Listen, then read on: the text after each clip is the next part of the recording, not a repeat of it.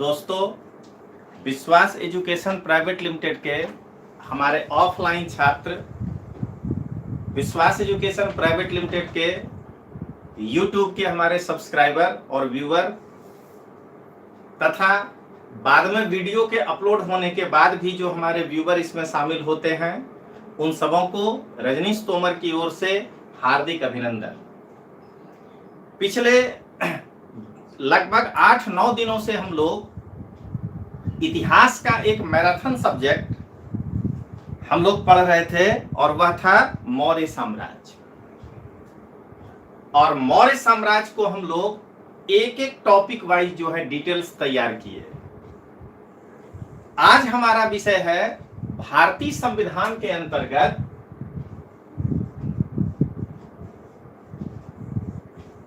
Indian constitution के अंतर्गत संवैधानिक विकास। संवैधानिक विकास चैप्टर हम लोग पढ़ेंगे। कॉन्स्टिट्यूशनल डेवलपमेंट इसको हम लोग कहते हैं। यह चैप्टर हमारे लिए कितना महत्वपूर्ण है, पहले हम लोग इसकी चर्चा करें। तो जब आप आईएएस का प्रीलिम्स का एग्जाम देने जाते हैं या कोई भी पब्लिक सर्विस कमीशन क्लास 3 कोई भी एग्जाम देने जाते हैं, तो आधुनिक भारत के भी सेक्शन में इस चैप्टर से सवाल आ सकते हैं, क्योंकि मॉडर्न इंडिया में भी यह एक चैप्टर है, संवैधानिक विकास। और जब भी संविधान पढ़ना शुरू करते हैं तो हम लोग पहले संवैधानिक विकास पढ़ते हैं, वहां भी इस प्रश्न के आने की संभावना है।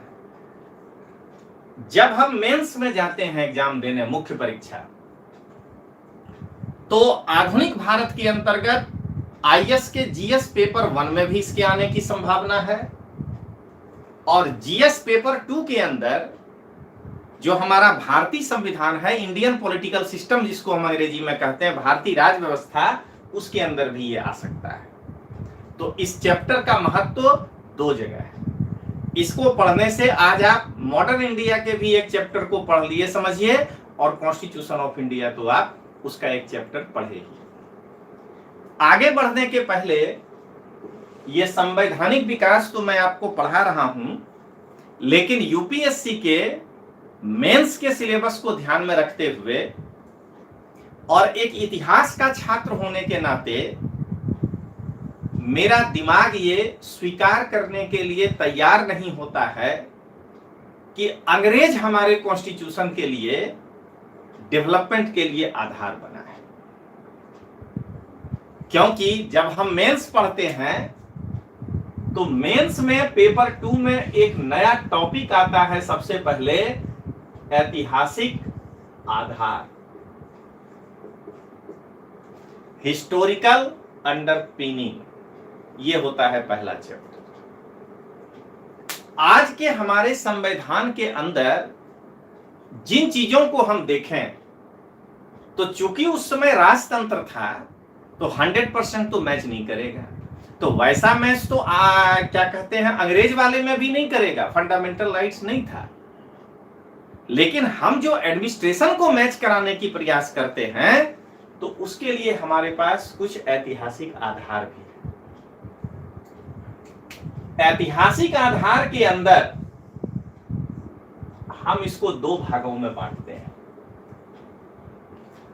प्राचीन भारत के अंदर का वह कौन से चैप्टर का एडमिनिस्ट्रेशन हम देखें जो प्रत्यक्ष रूप से हमारे संविधान के अंतर्गत जो प्रशासन वाला पार्ट है उसका वह आधार है। वैसे तो आज अपने को संवैधानिक विकास पढ़ाना है, लेकिन वैसे तो यदि वैदिक काल को भी ले लिया जाए ना, तो वहां से भी समझाया जा सकता है कि देखिए ये हमारे प्रशासन का, जैसे आज राष्ट्रपति तो राजा हो गया उस समय, और राष्ट्रपति को सलाह देने के लिए एक मंत्री परिषद है, तो वहां भी रत्नीन होता था।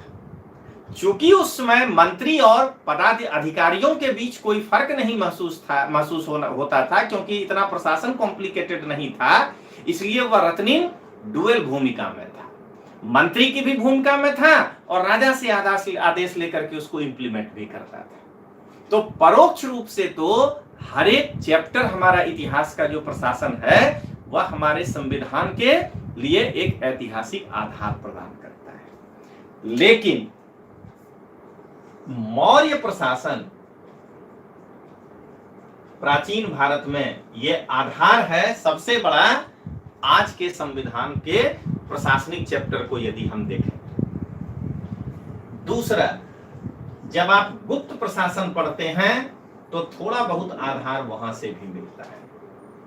वैसे तो मैं क्या कह रहा हूं, सभी चैप्टर का प्रशासन हमको आधार देता है, लेकिन मुख्यतः, और जब आप राजपूत काल पढ़ते हैं तो राजपूतों का प्रशासन,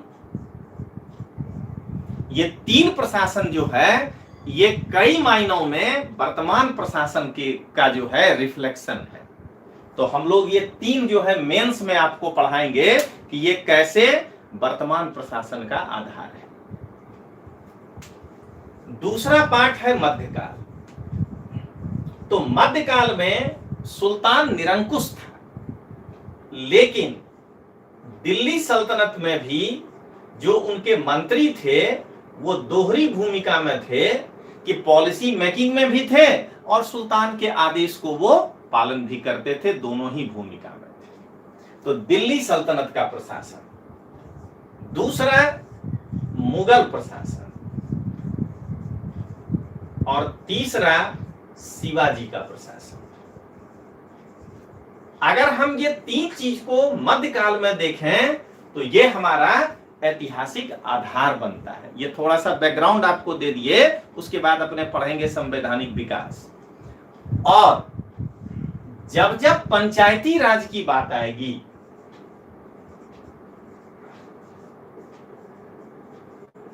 तब चोल स्थानीय प्रशासन, लोकल एडमिनिस्ट्रेशन में से इसका आधार निकलेगा। तो ये पार्ट आपको पहले जब मेंस पढ़ाएंगे तब वहां एक एक करके डील करेंगे, क्योंकि प्रीलिम्स के किसी भी सिलेबस में ये टॉपिक नहीं आता है। दूसरा, प्रीलिम्स के समय कोरिलेट करके प्रश्न भी नहीं बनाया जा सकता है मेंस के जैसा।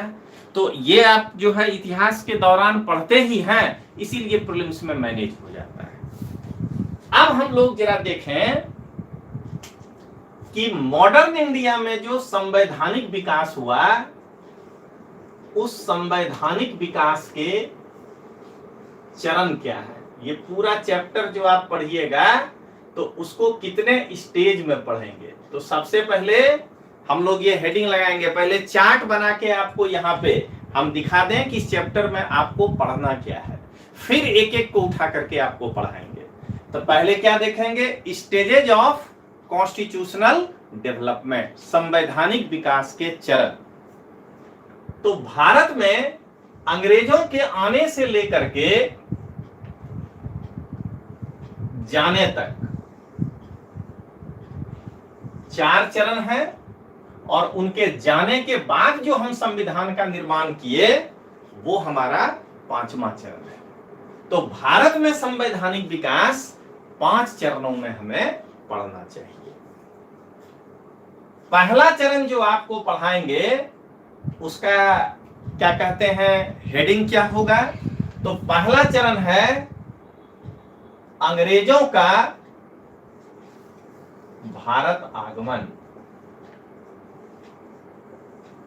अंग्रेज जो भारत यहां पे आए उस दौरान जो है, आने का मतलब कि 1600 से उनका प्रयास जो है 1765 के बीच जो था वो अपनी स्टेबिलिटी को ढूंढ रहे थे। अगर इस बीच में उनसे एक भी गलती हो जाती, जो हम लोग मॉडर्न इंडिया में पढ़ेंगे इतिहास में, या हमारे राजाओं के द्वारा यहाँ के अगर एक भी क्या कहते हैं बुद्धिमत्तापूर्ण डिसीजन ले लिया जाता कि आपस में अगर सब मान लीजिए जुड़कर ही एक होकर के उनके खिलाफ खड़े हो जाते, तो शायद उनको यहां से जाना पड़ जाता। हमारे राजाओं के द्वारा यदि शासकों के द्वारा क्या कहते हैं मॉडर्न एमिनिटीज का प्रयोग किया जाता, या नए नए साइंस एंड टेक्नोलॉजी के माध्यम से नए नए विपन्स का भी अगर हम खोज किए होते तो शायद उनको इस बीच में जाना पड़ता है, या हमारा राजा अच्छा डिप्लोमेट भी, डिप्लोमेसी का भी प्रयोग किया होता तो इनको यहां से जाना पड़ जाता। तो ये था पहला फेज। इस फेज में कंपनी को ब्रिटेन से जो सुविधा मिलेगा उसको हमको इसके अंदर पढ़ना है, और उस सुविधा को कोरिलेट करेंगे कि आज जो है क्या हमारे प्रशासन में वो दिखता है। उसके बाद सेकेंड फेज में ब्रिटेन का भारत पर जो है स्थापना हो गया। कब? तो बक्सर के युद्ध के बाद ये साबित हो गया कि अब जो है इनको यहां से निकालना इस राजनीतिक परिस्थिति में संभव नहीं है। तो सेकेंड फेज है अपना ब्रिटिश साम्राज्य की स्थापना, और इसके अंदर हम लोग पढ़ेंगे 1765 से 1857 के बीच का संवैधानिक विकास। बल्कि यहां विद्रोह नहीं रखेंगे, 1858 में अगला एक्ट आएगा तो अपने एक्ट के हिसाब से पढ़ रहे हैं 1858 का। अब 1858 में क्या हुआ? तो कंपनी का शासन अंत हो गया। तो कंपनी का जो शासन अंत हो गया, तो ये फेज है 1858 से 1919 के बीच जो है भारत पर ब्रिटेन, अब ब्रिटेन ईस्ट इंडिया कंपनी नहीं, अपनी पकड़ मजबूत बनाने के लिए क्या क्या काम किया। और उसके बाद हमारे यहां जब राष्ट्रीयता का उदय हुआ तो एक ही बार में तो आजादी नहीं मिलेगा, तो धीरे धीरे स्वशासन, होम रूल जिसको कहते हैं, स्वशासन का जो आरंभ हुआ ये था 1919 से 1947 का फेज। और चौथा जो नंबर है हमारा, पांचवा, वो है संविधान का निर्माण। इस फेज में हम लोग कॉन्स्टिट्यूशन को बनाए 1947 से लेकर के 1950 संविधान बन रहा है, वह भी विकास ही एक तरह का। तो ये हमारा 5 चरणों में यह चैप्टर पूरा होगा।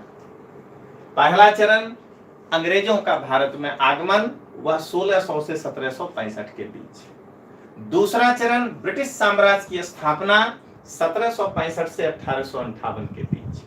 तीसरा चरण कंपनी का शासन तो अंत हो गया, लेकिन ब्रिटेन अपनी सत्ता को मजबूत करने के लिए यहां पर क्या क्या लेकर के आया, तो 1858 से 1919। और उसके बाद धीरे धीरे हमको स्वशासन देना शुरू किया 1919 के एक्ट से, तो 1919 से 1947 तक, और उसके बाद हम लोग स्वयं संविधान बनाए, वो हो गया हमारा 5वां चरण। अब अंग्रेजों का भारत आगमन के बीच में हम सबसे पहले क्या पढ़ेंगे, तो 1600 का चार्टर पढ़ेंगे, और वहीं पर देखेंगे चार्टर और एक्ट में क्या अंतर होता है। तो 1600 का चार्टर पढ़ेंगे। इसके बाद इस दौरान दो ही है, 1726 का हम लोग चार्टर पढ़ेंगे। ये दो चार्टर हम लोग इस बीच में देखेंगे कि कंपनी को इससे क्या सुविधा दिया, ब्रिटेन की महारानी के द्वारा क्या क्या सुविधा दिया गया। अब जैसे ही ब्रिटेन बक्सर के युद्ध के बाद भारत में अपनी पकड़ मजबूत बनाना शुरू करेगा, जब लगने लगेगा ब्रिटेन को कि ये पकड़ मजबूत बना रहा है, तो कंपनी के ऊपर नियंत्रण करने के लिए कुछ न कुछ जो है वहां से एक्ट पारित होगा।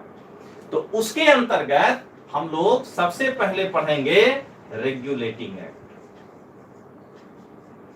ये कंपनी को रेगुलेट करने के लिए यह एक्ट पारित हुआ है, लेकिन हम लोग हो गए एक्ट उससे रेगुलेट, क्योंकि कंपनी का अपने ऊपर शासन था। कंपनी को भारत में रेगुलेट करने के लिए कुछ व्यवस्था किया जाएगा, लेकिन उस व्यवस्था से भारत भी तो प्रभावित होगा, इसलिए जो है हम लोग इसको पढ़ते हैं। उसके बाद एक्ट ऑफ सेटलमेंट 1781 में आया था, ये हम लोग पढ़ेंगे। एकदम डिटेल्स आपको पढ़ाएंगे संवैधानिक विकास, वो नहीं कि YouTube पर प्रचार के जैसे लोग जो है 2-4 पॉइंट पढ़ा के निकल गए, अब बाद में नीचे जोड़ देंगे कि मेरा ऐप ज्वाइन करो, और क्या कहते हैं ऑनलाइन क्लास ज्वाइन करो। आप मेरे से जुड़े हैं तो जो भी चैप्टर पढ़ाएंगे वो डिटेल्स ही पढ़ाएंगे, या नहीं तो मना कर देंगे कि नहीं ये चैप्टर यूट्यूब पे संभव नहीं है, आप हमसे क्लास में जुड़िए। लेकिन आएंगे तब कोई भेदभाव नहीं करेंगे। तो देखिए एक्ट ऑफ सेटलमेंट, इसके बाद हमारे यहां आया पिट्स इंडिया एक्ट 1784। इसके बाद क्लास में याद करने का तरीका बताते हैं कि चार्टर एक्ट 1793 को ध्यान रखना है, और उसमें कह दिया गया था कि हर 20 साल में एक चार्टर आएगा। तो फिर अपने आप समझ लेना है कि 1813 में एक चार्टर आएगा। उसके बाद अपने आप समझ लेना है कि 1833 में एक चार्टर आएगा। उसके बाद अपने आप समझ लेना है कि 1853 में एक चार्टर आएगा, और उसके बाद आता तो 73 में 1857 हो गया, जिसके कारण कंपनी के शासन का ही अंत हो गया। इसीलिए ये अंतिम चार्टर 1853 है। तो इस बीच में आपको हम ये पढ़ाएंगे regulating act, act of settlement, Pitt's India act, charter act 1793, charter act 1813, charter act 1833 और चार्टर एक्ट 1853। पहले इतना सा लिख लीजिए, मैं फिर से बोल जाता हूं ताकि आगे बढ़ेंगे तो ये एक आध दो को मिटाना भी पड़े तो प्रॉब्लम ना हो। तो सबसे पहले लिखिए संवैधानिक विकास के चरण। संवैधानिक विकास के चरण, चलिए हो गया। इसको बांटिए 5 भागों में।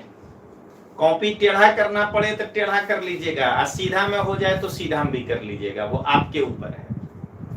पहला लिखिए अंग्रेजों का भारत आगमन 1600 से 1765। अंग्रेजों का भारत आगमन 1600 से 1765। दूसरा, ब्रिटिश साम्राज्य की स्थापना 1765 से 1858। 1765 से 1858, 1858। तीसरा, कंपनी का शासन अंत 1858 से 1919, 1919। स्वशासन का आरंभ 1919 से 1947 और संविधान का निर्माण 1947 से 1950। क्लियर हो गया? अब इस अंग्रेजों का भारत आगमन में लिखिए 1600 का चार्टर, उसके नीचे 1600 का चार्टर, चार्टर ऑफ 1600। 1726 का चार्टर, चार्टर ऑफ 1726। जब यहां पे आएंगे एक्सप्लेन करने तब बताएंगे चार्टर क्या होता है। 1726 का चार्टर। अब ब्रिटिश साम्राज्य की स्थापना में पहला रेगुलेटिंग एक्ट 1773। दूसरा act of settlement 1781। Act of settlement 1781। तीसरा Pitt's India act 1784।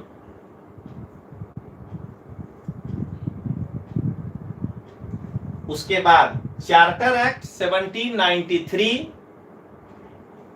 Charter act 1793, charter act 1813,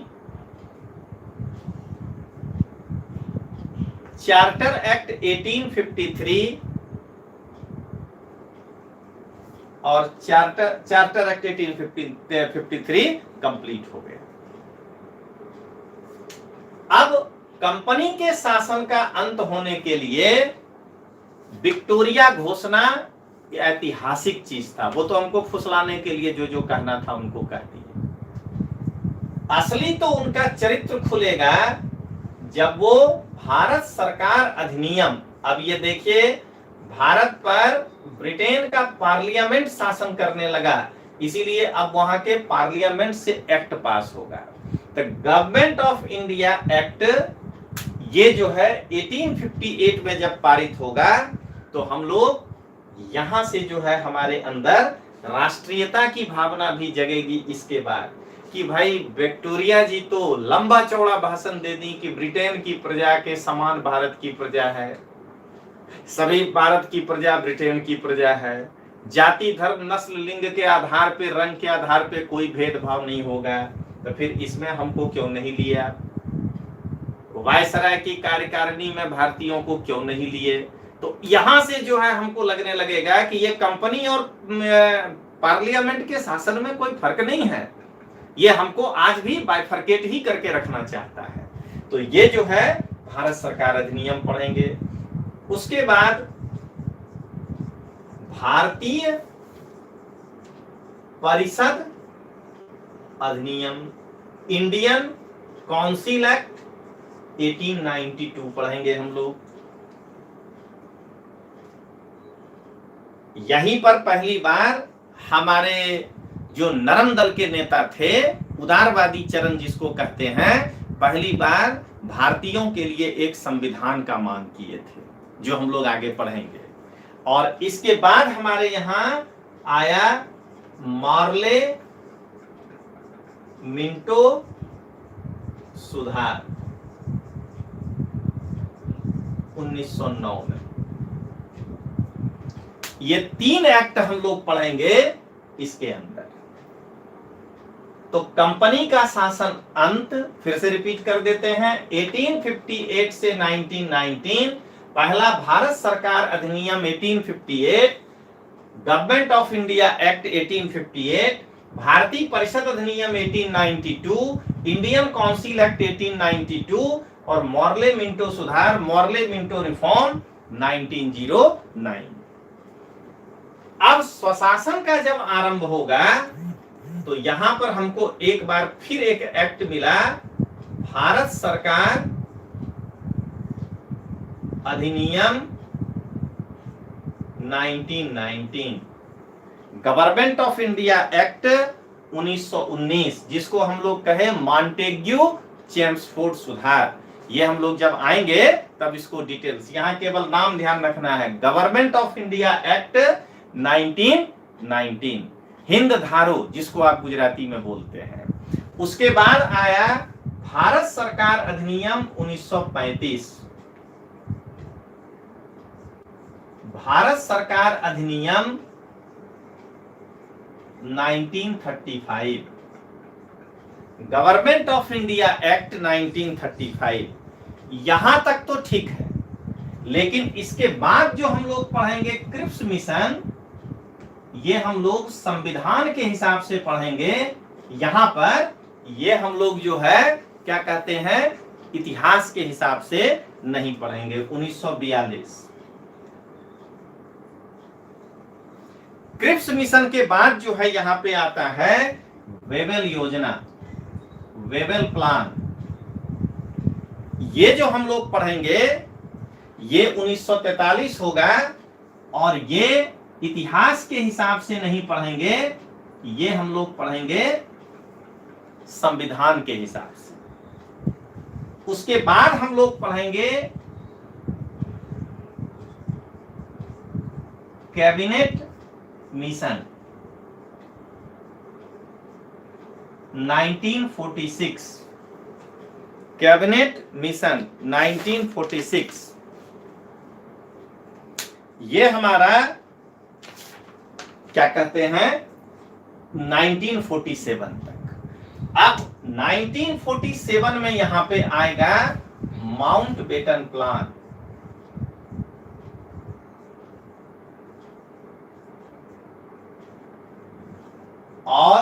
इसके बाद आएगा भारतीय स्वतंत्रता अधिनियम,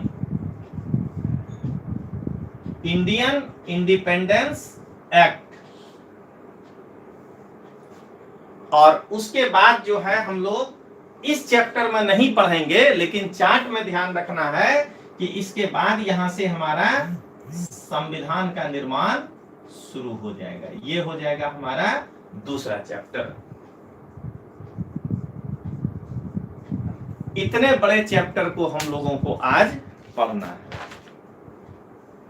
एक बार इसको दोहरा देते हैं फिर से। देखिए, संवैधानिक विकास हमारा 5 चरणों से गुजरा है। पहला चरण है अंग्रेजों का भारत आगमन, जो 1600 से 1765 के बीच था, जिसमें 2 चार्टर ईस्ट इंडिया कंपनी को ब्रिटेन की महारानी के द्वारा दिया गया। पहला चार्टर था 1600 का और दूसरा चार्टर था 1726 का।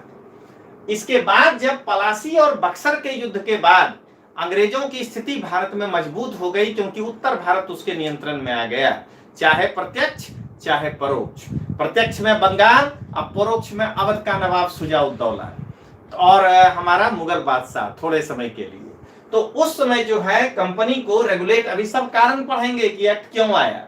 तो रेगुलेट करने के लिए एक्ट आया, रेगुलेटिंग एक्ट 1793, फिर एक्ट ऑफ सेटलमेंट 1781, फिर पिट्स इंडिया एक्ट 1786 और उसके बाद 4 चार्टर आया। चार्टर एक्ट 1793, क्योंकि उसमें लिखा था कि हर 20 साल पर एक बार चार्टर आएगा, तो 1803 का चार्टर, 1833 का चार्टर, 1853 का चार्टर और 1873 में आना चाहिए था, लेकिन पहले ही जो है हमारे यहाँ हम लोग भारतीय प्रथम स्वतंत्रता संग्राम भी उसको कहते हैं, 1857 का हमारा जो है आंदोलन चला, जिसके कारण कंपनी के शासन का अंत हो गया। और 1858 से 1919 तक हम 3 एक्ट जो है पास किए हैं। भारत सरकार अधिनियम 1858, इससे जो है ब्रिटेन को मजबूत किया गया है। भारतीय परिषद अधिनियम 1892, इंडियन काउंसिल एक्ट 1892 और मॉर्ले मिंटो सुधार 1909। और यहां से हमारे स्वशासन का आरंभ होता है, होम रूल जिसको कहते हैं, बिगिनिंग ऑफ होम रूल। पहले हमको गवर्नमेंट ऑफ इंडिया एक्ट 1919, उसमें पहली बार थोड़ा सा हमको स्वशासन मिला।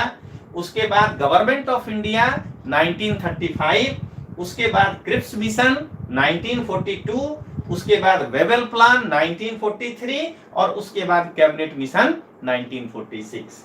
और अंत में कहेंगे 5वां चरण है संविधान का निर्माण। माउंटबेटन योजना के तहत संविधान के निर्माण के जगह पर हमारे देश को 2 भागों में बांट दिया गया। यहीं पर हम लोग सोचेंगे कि संविधान के निर्माण में जब कोई पूछे कि 2 वर्ष 11 महीना 18 दिन लगा, इतना लंबा समय लगने के पीछे क्या कारण था, ये मेंस में जब पूछे तो देखिए, पहला कारण तो यही था कि कैबिनेट मिशन प्लान के तहत संविधान तो बन गया, संविधान सभा की स्थापना तो हो गई, लेकिन वह संविधान सभा अभी ऑपरेट ही करती कि इतने में माउंटबेटन प्लान आ गया कि भाई अब जो है 15 अगस्त के बाद 2 अलग अलग संविधान सभा अपने अपने देशों के लिए संविधान बनाएगी। तो ये बताइए कि उसके बाद तो इसके रीस्ट्रक्चर में समय लग गया ना, और तब फिर हम जाकर के 1947 से संविधान बनाना शुरू किए हैं। एक रीजन आपको बताए, ऐसे आपको आगे के चैप्टर में कम से कम 8-10 कारण बताएंगे कि क्यों संविधान को बनाने में 2 साल 11 महीना 18 दिन लगा। इतना टाइम तो पहले ही माइनस कर लीजिए कि ये तो हमारा संक्रमण के काल में चला गया। अब आइए, माउंटबेटन योजना के बाद भारतीय स्वतंत्रता अधिनियम पारित हुआ 1947, जिसमें संविधान सभा को विधायिका संबंधी जो है अधिकार दे दिया गया कि वो कोई भी जो है नियम नया बना सकती है, पुराने नियमों को बदल सकती है, और इस प्रकार और साथ साथ वो अपनी मर्जी से स्वेच्छा से जो संविधान बनाना चाहे वो बना सकती है। ये था हमारा संवैधानिक विकास का के चरण का एक चार्ट। अब हम लोग एक एक करके पढ़ना शुरू करते हैं डिटेल्स।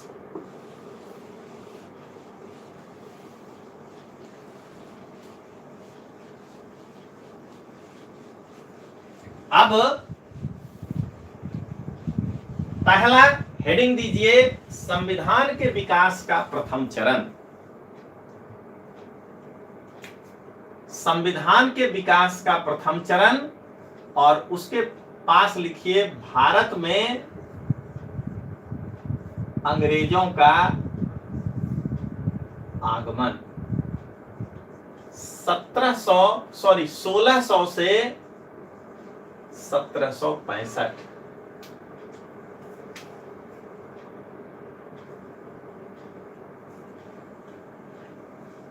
इसमें हम लोग पढ़ेंगे 1600 का चार्टर ऑफ 1600। अब आगे बढ़ने के पहले एक 2 मिनट का इंफॉर्मेशन है। कल क्लास के बाद जहां तक हमको याद था, जो नाम हम मोबाइल में रखे थे उनका हमने अपने क्लास के ऑफलाइन क्लास के लड़कों के लिए 2 ग्रुप हमने बना दिया है, मटेरियल ग्रुप।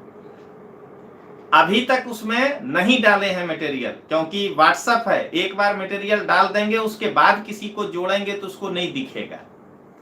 ग्रुप बना दिए हैं, बुक्स के कुछ पार्ट्स उसमें डाल रहे हैं अपने प्रकाशन के किताब का, कि देखिए इस तरह से आगे आपको डालते रहेंगे। अखबार जो है 5-6 डाले हैं आज का, इस तरह से आपको सर्विस उसमें मिलेगा। तो उसके बावजूद अगर किन्हीं का छूट रहा हो, शाम तक जितने लोग हमको भेजे, हम उसमें से यथासंभव, इंसान है 1-2 हो सकता है कहीं मिस हो गया हो आपके व्हाट्सएप भेजने के बावजूद, तो क्लास के बाद फिर उसको हम जोड़ देंगे। एक बार फिर से वो अगर किसी का छूट गया हो तो हमको रिमाइंड करा दीजिएगा। लेकिन यथासंभव बॉयज और गर्ल्स का 2 ग्रुप अलग बना दिए हैं।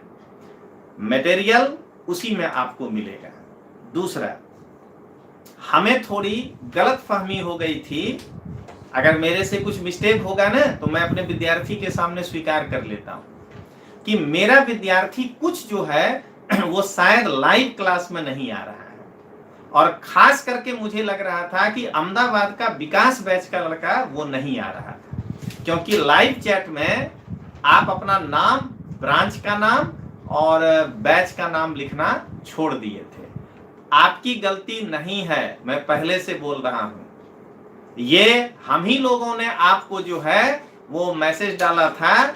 तो मैसेज में ये था कि आप अपना नाम और ये जो लिखते हैं तो नाम लिखिए और कुछ सर के बारे में कुछ लिखिए, ये था उसमें, या क्लास मैंने के लिखिए, आप गुड इवनिंग सर ही कर दीजिए, कुछ भी कर दीजिए, लेकिन नाम लिखने के लिए आपको कहे थे। तो वो जो पिछले 3-4 दिनों में जिनका नाम नहीं था उसके अंदर, उसको हम लोग शामिल नहीं किए थे शुरू में व्हाट्सएप ग्रुप में। इसीलिए आप में से कई लोग जो भेजते थे उसको हम पहले लाइव चैट में मिलाते थे। तो आज से उस दिक्कत से बचने के लिए कोई भी तरह का मैसेज आए, अपना नाम जरूर रोज एक बार, अटेंडेंस है वो आपका, आप उसमें जरूर डालिएगा। ब्रांच बैच नंबर डाल दीजिए तो चलेगा। फिर से मैं ही कह रहा हूं आपको, हो सकता है मेरे से गलती हो गई हो, गलती स्वीकार कर लेने से कोई आदमी छोटा नहीं हो जाता। हो सकता है हम जो है आपके सर हैं, 20 तरह का काम होता है, कई बार तात्कालिक परिस्थिति में ये निर्णय लेना पड़ता है। तो आज से आप लाइव चैट में जिनका नाम आएगा तो मैं हर 2-3-4 दिन पर ये रिव्यू करते रहूंगा, और उसमें जो है अगर आपका नाम नहीं आया तो हम उस मटेरियल ग्रुप से आपको बाहर निकालेंगे, ये ध्यान रखिएगा। तो आपको मौका दिए, हमसे गलती हुई थी, हम स्वीकार किए, अब आप अपनी गलती दोबारा सुधार लीजिए, सर के गलती पर जो आप गलती किए। और ऑफलाइन के जो बच्चे नहीं हैं हमारे, जो हमारे सब्सक्राइबर हैं, तो उनको मटेरियल तो हम तभी दे पाएंगे, आज से रिलीज करेंगे मटेरियल, वो अपना नाम और वो जो बताते हैं, और जो हमें बताते गए उनको हम एक जो दूसरा व्हाट्सएप ग्रुप बनाए हैं उसमें आपको डालते गए हैं। तो अभी भी अगर किन्हीं को छूट रहा हो तो आप जो है इस व्हाट्सएप नंबर पर 6355391928 पर आप जो है हमें भेज देंगे अपना नाम, शहर का नाम और स्टेट का नाम, तो हम आपको उस ग्रुप में डाल देंगे। तो चलिए अब आगे बढ़ते हैं। आज से मेरे ऑफलाइन छात्र अपना नाम, बैच नंबर और ये लिखिएगा। जिसका नहीं आएगा तो फिर हो सकता है कि उनको 5-7 दिन में रिव्यू करें हम। सबसे ज्यादा नहीं आया था अहमदाबाद के ही हमारे विकास बैच के बच्चों का, तो हमें थोड़ी सी अंदर से घबराहट होने लगी कि ये बच्चा क्यों नहीं आ रहा है। व्यू आता है 500, लेकिन हमारे क्लास के बच्चे का, ऑफलाइन के बच्चे का क्यों नहीं आता है। तो ध्यान रखिएगा, आज से नामकरण संस्कार ऐसे समझना है वैदिक काल का, तो अपना नाम जरूर लिखिएगा। चलिए अब आगे बढ़े। 1600 का चार्टर। सबसे पहले चार्टर क्या है और चार्टर और एक्ट में आखिर फर्क क्या है। तो सबसे पहले जारी कौन करता है, यहीं से एक अंतर समझ में आ जाए। चार्टर कार्यपालिका के प्रधान के द्वारा जारी होता है।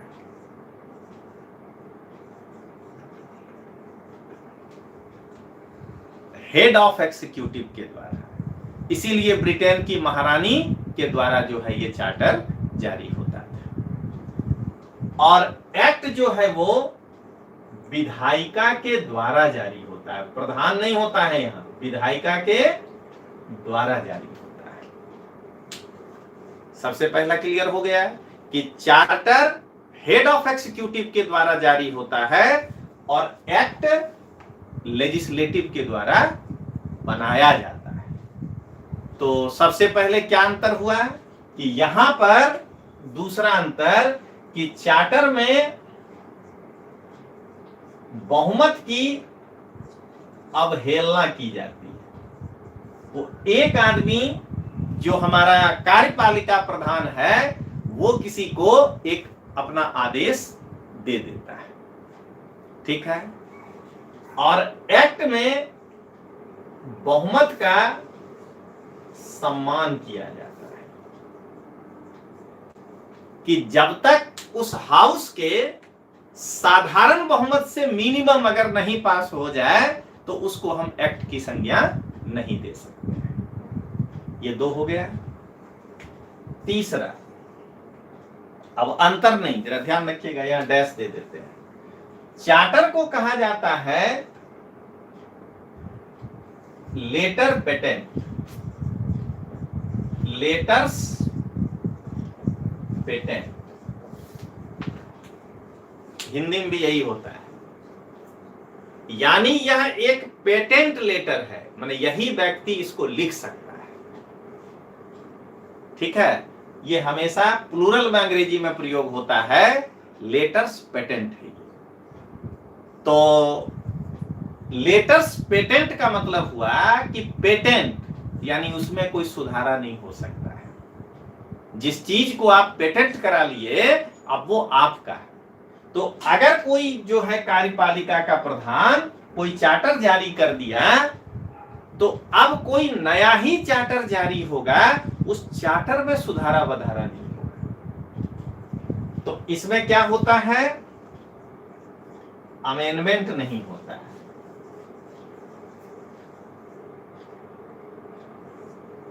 लेकिन एक्ट में अमेंडमेंट होता है। जैसे आज हम CAA कहते हैं,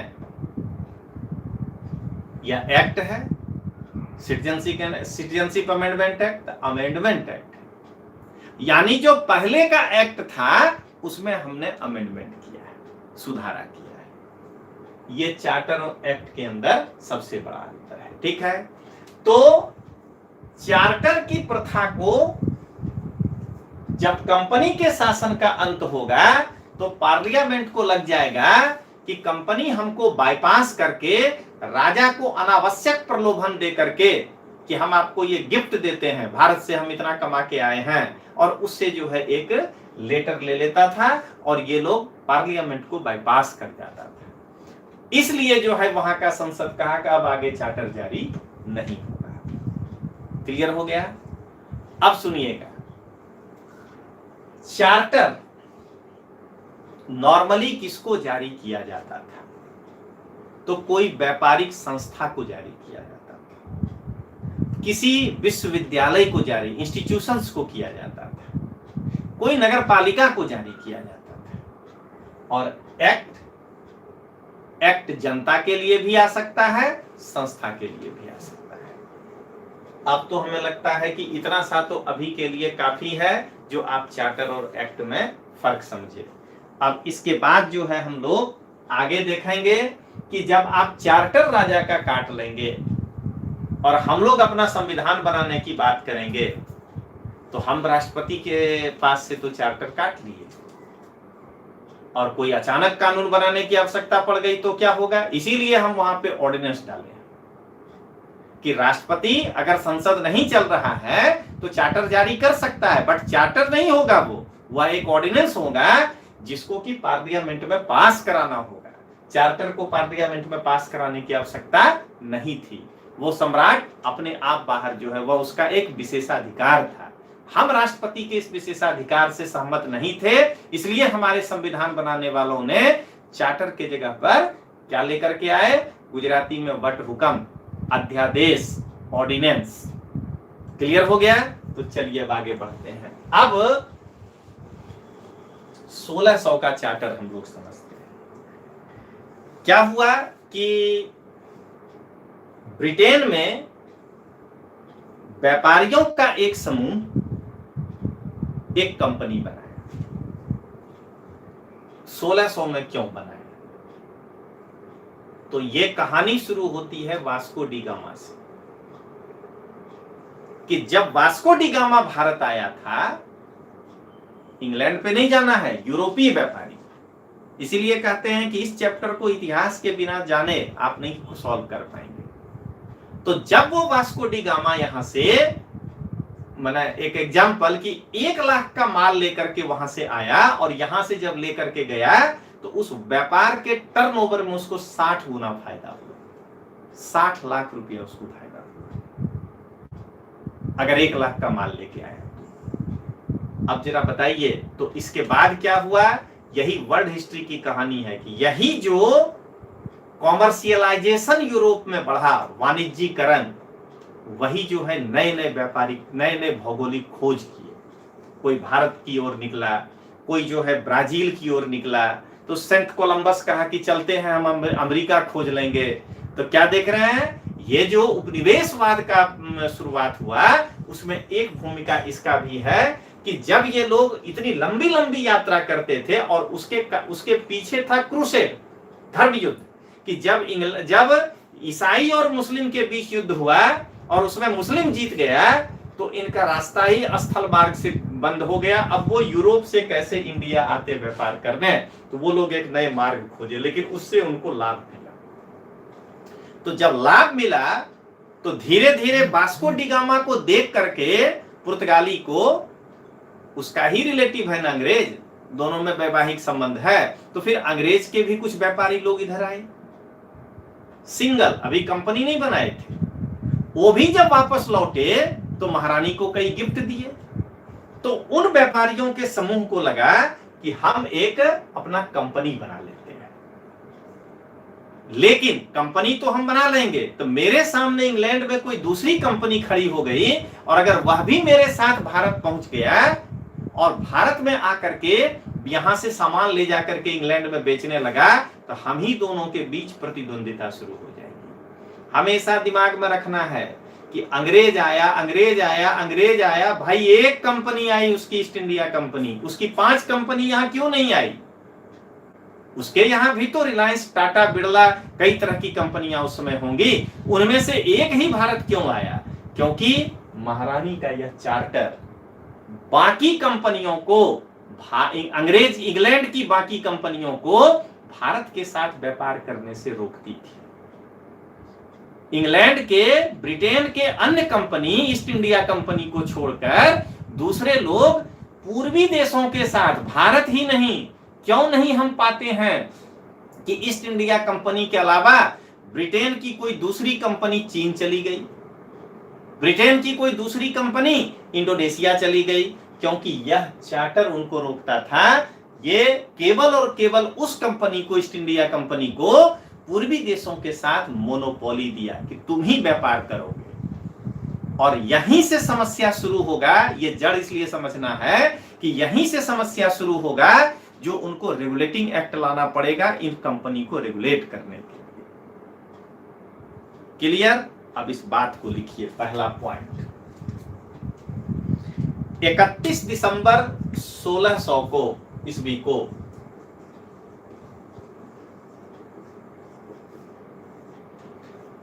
दिसंबर 1600 ईस्वी को ब्रिटेन की महारानी एलिजाबेथ फर्स्ट ने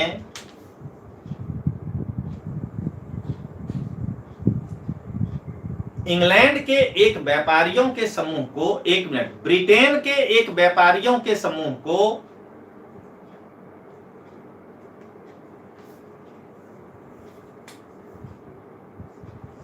15 वर्षों के लिए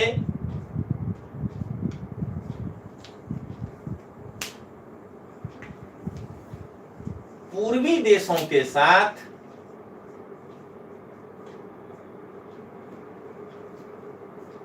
ब्रैकेट में लिख लेना है भारत, मलक्का, उसमें देश नहीं था अस्तित्व में, श्याम, थाईलैंड को श्याम कहते थे, इत्यादि पूर्वी देशों के साथ व्यापारिक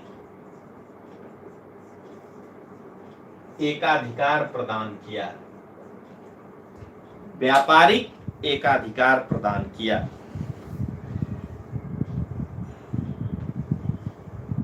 तो क्या याद रखना है? जो क्रक्स बिंदु है वही बोर्ड पे लिखे हैं कि 31 दिसंबर 1600 को ब्रिटेन की महारानी एलिजाबेथ फर्स्ट ने व्यापारियों के एक समूह को चार्टर के द्वारा 15 वर्षों के लिए पूर्वी देशों के साथ भारत, मलक्का, श्याम इत्यादि व्यापारिक एकाधिकार प्रदान किया। शब्द आगे पीछे हो सकता है, ठीक है ना। अब देख लीजिए कि अगर आप क्लास 3 का एग्जाम दे रहे हो तो उसमें अगर यह प्रश्न पूछेगा तो देखिए कैसे पूछेगा। कहेगा ब्रिटेन की महारानी एलिजाबेथ ने ईस्ट इंडिया कंपनी को, वहां नाम ही ले लेगा, ईस्ट इंडिया कंपनी को पूर्वी देशों के साथ 15 वर्ष का व्यापारिक एकाधिकार निम्न में से किस चार्टर के द्वारा दिया था? ए 1600 का चार्टर, क्लास 3 में 1726 नहीं देगा, बी 1793 का चार्टर, सी 1813 का चार्टर, डी 1833 का चार्टर, या इनमें से कोई नहीं। देख रहे हैं ना, एकदम सिंपल सवाल। चलिए इस एक लाइन से देखिए, लड़का क्वेश्चन के पीछे भागता है, पहले थ्योरी पढ़िए। इस एक लाइन से देखिए दूसरा क्वेश्चन, 1600 के चार्टर के द्वारा ब्रिटेन की महारानी एलिजाबेथ फर्स्ट ने इंग्लैंड के ईस्ट इंडिया कंपनी को, वहां व्यापारियों का समूह नहीं कहेगा, ईस्ट इंडिया कंपनी को पूर्वी देशों के साथ कितने वर्षों का व्यापारिक एकाधिकार प्रदान किया? हम देखिए तो जिलेबी के तरह घुमा घुमा के एक ही सवाल आपसे पूछ रहे हैं कि आज का लड़का क्वेश्चन पेपर के पीछे भागता है, इसीलिए परीक्षा में परफॉर्म नहीं हो पाता है। चलिए इसी को देखिए, आपको जो है घुमा देते हैं तीसरा क्वेश्चन। 1600 चार्टर के अनुसार, ईस्वी के चार्टर के अनुसार, महारानी एलिजाबेथ फर्स्ट ने ब्रिटेन के या ईस्ट इंडिया कंपनी को 15 वर्षों के लिए निम्न में से किस देश के साथ व्यापारिक एकाधिकार प्रदान किया? अब इतना क्लोज नहीं जाएंगे। ए संयुक्त राज्य अमेरिका, बी ब्राजील, सी दक्षिण अफ्रीका, सी भारत, डी भारत। ये जो है आपको ऐसे बनाने हैं। आप सिर्फ एक ही लाइन पढ़ रहे हैं लेकिन मन ही मन अति प्रसन्न है, 4 क्वेश्चन बना लिए। और ऐसे क्या लगेगा, अरे तो सर एक लाइन पढ़ाए हैं। समझ में आ गया?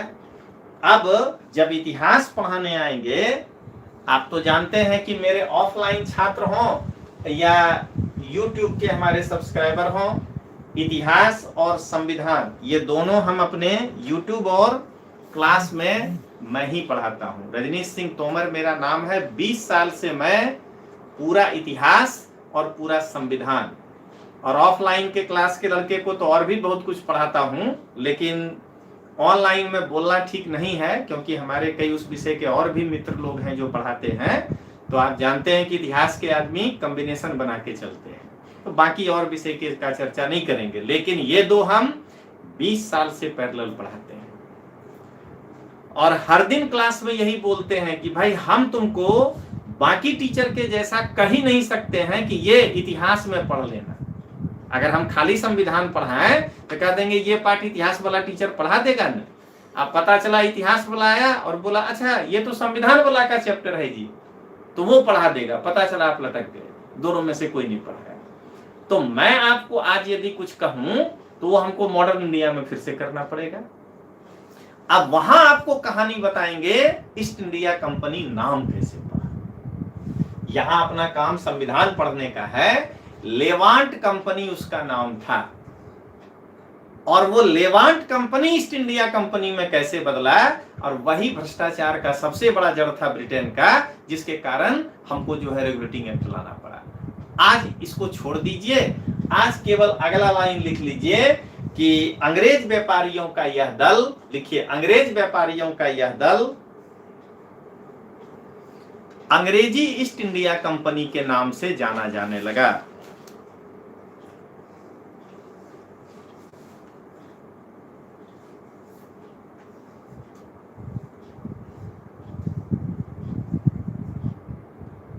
जाना जाने लगा। अब देखिए, आप जानते हैं जिसको आज हम लोग संविधान ना बोल के बायलॉज बोल देते हैं।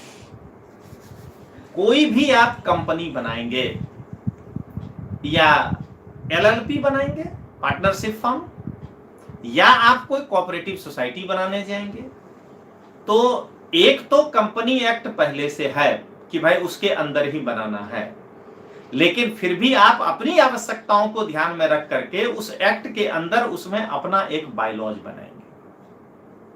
मान लीजिए कंपनी एक्ट कह दे कि भाई, कहता तो दो ही आदमी है, लेकिन एक एग्जांपल की कंपनी एक्ट में इतना ही लिखा हो कि 7 आदमी मिलकर एक कंपनी बनाएगा, एक एग्जांपल। अब उसमें यह नहीं लिखा हो अगर कि 3 आदमी के होने से बोर्ड ऑफ डायरेक्टर का मीटिंग माना जाएगा, कि 4 के, तो वो तो आपको अपने बायलॉज में लिखना पड़ेगा। मान लीजिए उसमें आप ये कहना चाहते हैं कि नहीं, सीएमडी जो बनेगा कंपनी का, तो मैनेजिंग चीफ मैनेजिंग डायरेक्टर, उसका होना जरूरी है, ये तो उसमें नहीं लिखा हुआ मिलेगा। तो इसको कहते हैं बायलॉज कंपनी का, और नहीं तो कहते हैं कंपनी का संविधान। उसका अपना नहीं कहते, इस पार्टी का अपना संविधान क्या कहता है, कॉन्स्टिट्यूशन। तो वैसे ही इसी चार्टर के अंदर ईस्ट इंडिया कंपनी के संविधान के बारे में लिखा हुआ था। तो अगर कोई पूछे कि ईस्ट इंडिया कंपनी का संविधान का वर्णन कहां मिलता है, तो 1600 के चार्टर में मिलता है। लिखिए इस चीज को, ईस्ट इंडिया कंपनी का संविधान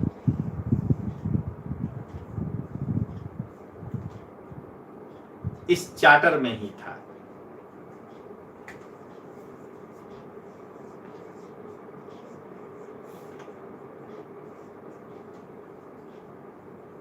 और जब भी कंपनी बनेगा तो उसकी एक पूंजी होगी।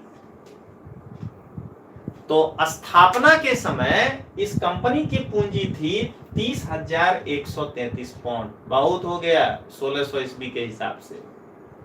खाली न 5 साल नहीं, 10 साल में भी धन अगर बैंक दूना करके देना, इसका गिनती नहीं कर पाइएगा 1600 से लेके आज तक। और कंपनी के भागीदार जो थे टोटल 217 थे उस समय। लिखिए इस बात को, स्थापना के समय कंपनी की कुल पूंजी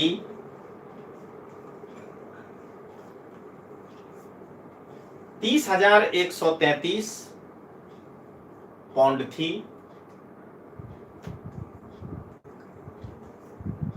तथा इसके कुल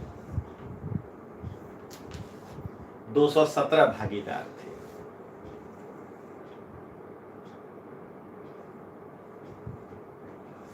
अब देखिए, अब ये 217 लोग कार्यपालिका में तो हो नहीं सकते हैं। जैसे 545 लोग सांसद हैं और राज्यसभा में 245, तो ये दोनों मिलकर के उसमें से मंत्री बनाते हैं और एक प्रधानमंत्री बनाते हैं। तो कंपनी के ये 217 भागीदार इकट्ठे होते थे और एक साल के लिए एक गवर्नर बनाते थे कंपनी का और 24 मेंबर बनाते थे। ये मिलकर के कंपनी का एग्जीक्यूटिव डिसीजन लेता था, ठीक है। और हर सदस्य यानी 24 कमिटियां थी कंपनी में। कोई आवक देखने की कमेटी, कोई जावक देखने की कमेटी, कोई मेंटेनेंस कमेटी, कोई प्रोडक्शन कमेटी, उसके ये अध्यक्ष होते थे। लिखिए इस बात को, कंपनी के संपूर्ण सदस्य मिलकर, कंपनी के संपूर्ण सदस्य मिलकर एक गवर्नर और 24 व्यक्तियों का निर्वाचन करते थे।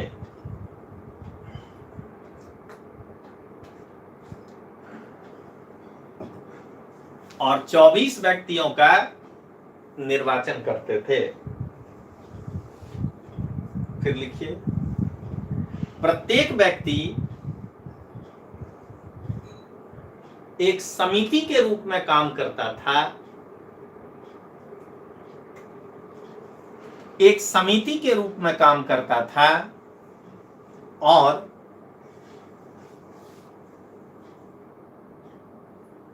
व्यापार का संपूर्ण प्रशासन और नियंत्रण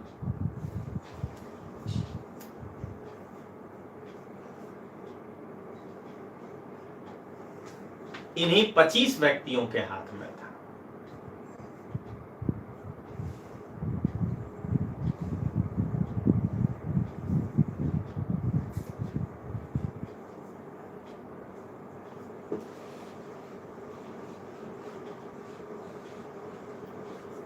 अब देखिए आगे चलकर क्या हुआ कि चलिए ये गवर्नर तो हेड हो गया, इसके नीचे जो 24 लोग हुआ करते थे वो एक एक समिति के अध्यक्ष थे, ध्यान रखिएगा। यानी फिर इसके अंदर भी मेंबर होते थे। उन 217 में फिर को जो है मान लीजिए आय समिति के 4 सदस्य, उसके एक अध्यक्ष, एक्सपेंडिचर समिति के 4 सदस्य, एक एग्जांपल बता रहे हैं, उसके अध्यक्ष, मेंटेनेंस कमेटी के 4 सदस्य, उसके अध्यक्ष। इस प्रकार से 24 भागों में यह जो है कंपनी एक तरह से कमेटियों में बटा हुआ था। क्लियर हो गया? आगे चल करके इनको कहा जाने लगा संचालक, इस कमेटी का। ये इस कमेटी का संचालक और ये इस कमेटी का संचालक। संचालक का मतलब हुआ यहां पे डायरेक्टर। तो आगे चल करके डायरेक्टर का जन्म हुआ, ये संचालक कहलाए। लेकिन जरा समझिएगा, अब इनको छोड़कर अगर इनकी मीटिंग केवल बुलानी हो गवर्नर को, तो ये कहलाएंगे संचालक मंडल। यानी क्या कहलाएंगे? Court of director. बहुत सारे लोग आकर के यहां पे मीटिंग में बैठ गए। जब यह डायरेक्टर अपने कमेटी के साथ मीटिंग करेगा, यह अध्यक्ष होगा, यह कहेगा मैं हूं डायरेक्टर ऑफ एक्सपेंडिचर। लेकिन जब गवर्नर इन सभी डायरेक्टरों को बुला करके बात करेगा तो क्या कहा जाने लगेगा कि आज डायरेक्टर मंडलों की मीटिंग है, और वहीं से शब्द शुरू हो गया कोर्ट ऑफ डायरेक्टर। क्लियर? लिखिए इस चीज को। बाद में यह समिति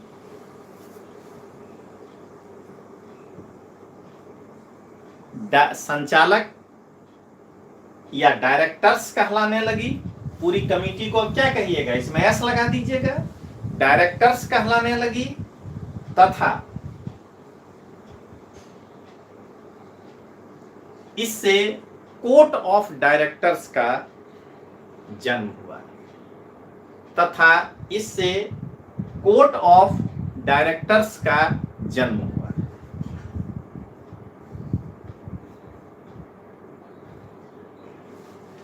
अब इनको अधिकार क्या क्या दिया गया, तो लिखेंगे गोला में, लेकिन उसके पहले लिखेंगे कंपनी और गवर्नर को प्राप्त अधिकार। कंपनी और गवर्नर को प्राप्त अधिकार।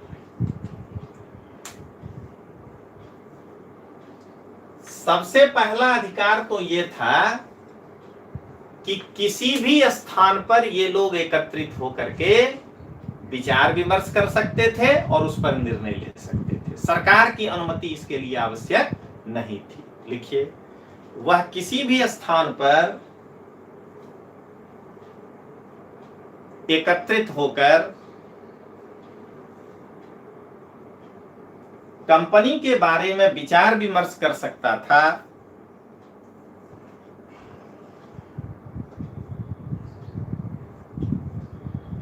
और आवश्यक निर्णय ले सकता था।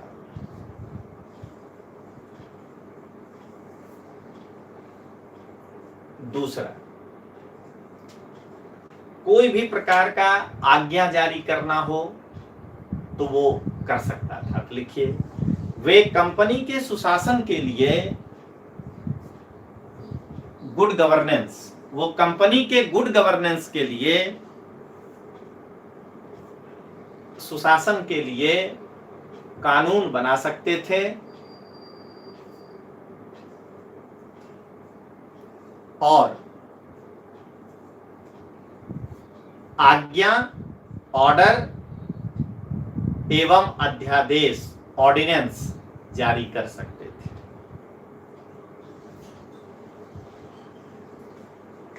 तीसरा,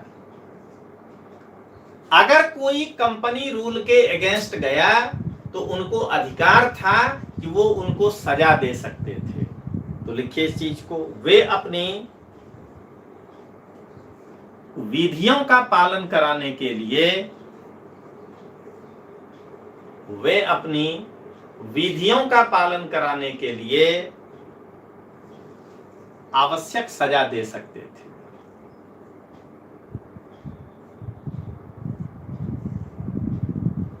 आवश्यक सजा दे सकते थे। ये हो गया इस 1600 चार्टर के अंदर की बात। लेकिन कंपनी को लिमिटेशंस क्या दिया गया, सीमा। लिखिए सीमा, सीमा यही था कि इंग्लैंड की जो अपना जो लॉ है, जैसे आज के हैं कि संविधान, या इंग्लैंड का जो अपना परंपरा है, क्योंकि वहां का संविधान में परंपरा भी है, या अगर वो कोई तरह का संधि कर लेता है किसी के साथ, तो उससे बाहर जाकर के कोई नियम नहीं बनाना है। देख लीजिए सीमा में, वह ऐसा कोई विधि नहीं बना सकती थी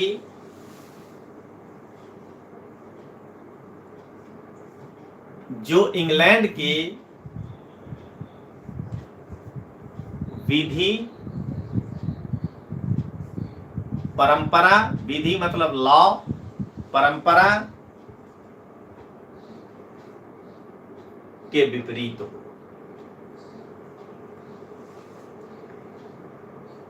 इतना आपको पढ़ाए आज 1600 का चार्टर।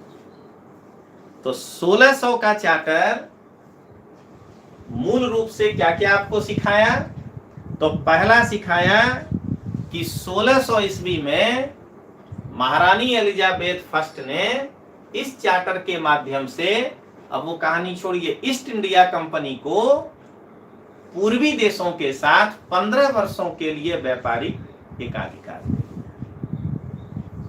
दूसरा, इसी चार्टर में संविधान लिख दिया उस कंपनी का, और वो संविधान हम लोग उसके बाद पढ़े। तो संविधान क्या लिखा? तो सबसे पहले बताया कि कंपनी की पूंजी कितनी है और कंपनी के भागीदार कितने हैं। यानी अब कोई नया भागीदार जुड़ेगा तो पता चल जाएगा सरकार को कि इसमें कौन और जुड़ा है, पैसा कौन दे रहा है। 217 भागीदार प्रत्येक वर्ष इकट्ठा होंगे, एक डायरेक्टर, एक गवर्नर और 24 व्यक्ति को निर्वाचित करेंगे, और हर व्यक्ति एक कमेटी का अध्यक्ष होगा। धीरे धीरे क्या हो गया, उस कमेटी को कहा जाने लगा डायरेक्टर्स, बहुवचन, और सभी कमेटियों को मिला के कह दिए अब कोर्ट ऑफ डायरेक्टर्स। इतने लोग आ गए उसमें।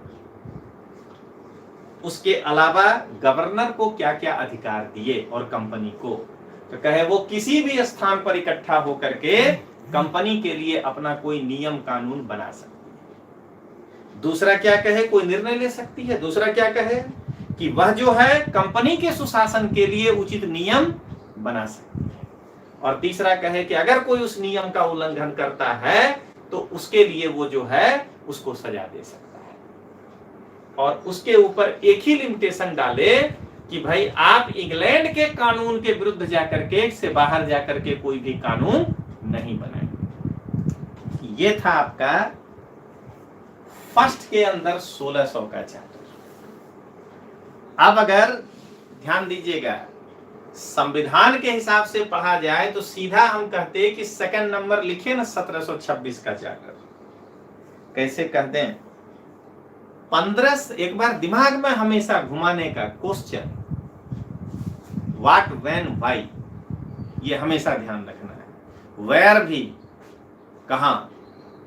तो बताइए कि 1600 में कंपनी को 15 साल के लिए दिया गया था व्यापारिक एकाधिकार, तो 15 साल बाद क्या हुआ? ये डायरेक्ट 126 साल बाद कोई नया नियम आएगा? कम से कम वो 15 साल के चार्टर पर अगर कोई नया मतलब कि आदेश नहीं मिलेगा तो समझ लीजिए कि 15 साल बाद कोई दूसरी कंपनी भारत आ जाती है। 1615 के बाद हम यहाँ ईस्ट इंडिया कंपनी के बाद के साथ साथ अकबर समाप्त हो चुके हैं 1605 ईस्वी। अब जहांगीर का शासन चल रहा है 1627 तक। जहांगीर के काल में अंग्रेज व्यापारी पुर्तगाली से नहीं लड़ रहे होते कि हमको व्यापार करने दीजिए भारत में, या पुर्तगाली व्यापारी अंग्रेज के ईस्ट इंडिया कंपनी के लिए नहीं कर रहे होते। अंग्रेज के 4 व्यापारी आकर के अलग अलग कंपनी जहांगीर से मांग रहे होते व्यापारिक एकाधिकार कि हमको यहाँ व्यापारिक सुविधा दीजिए। क्लियर? या शाहजहां के काल में मांग रहे होते। औरंगजेब या हमारे बाद के शासकों को अंग्रेजी ईस्ट इंडिया कंपनी से ही नहीं लड़ना पड़ता, कोई और कंपनी भी होती अंग्रेजों की जिसके साथ अपने को लड़ना पड़ता। तो कुछ तो हुआ है 1615 के बीच में। तो जरा हम लोग पहले इसमें स्मॉल ए लगा करके 1609 से 1726 में क्या हुआ जरा इसको जान लें, तब अपने को पता चलेगा 1726 में क्या बारे में। तो लिखिए 1609 से 1726 का काल। सबसे पहले ये लोग महारानी को गिफ्ट दे दे करके इतना जो है टैक्स भी देता था इधर क्या कहते हैं सरकार को, और महारानी को गिफ्ट दे करके इतना प्लीज कर दिया, खुश कर दिया कि 1609 ईस्वी में हम उस चार्टर को नहीं पढ़ते हैं क्योंकि वो एक लाइन का चार्टर था। कहा 15 वर्ष के स्थान पर उसको अस्थायी कर दिया।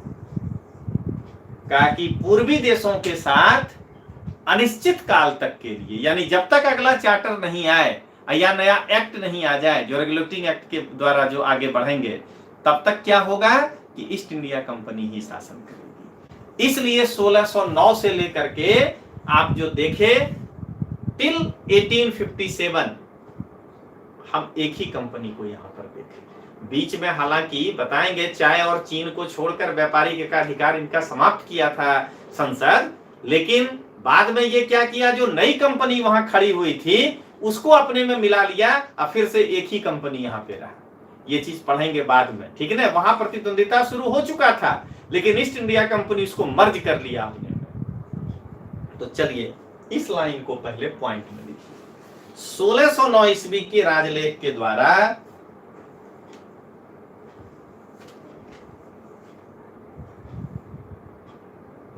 कंपनी को दिया गया 15 वर्ष का व्यापारिक एकाधिकार को,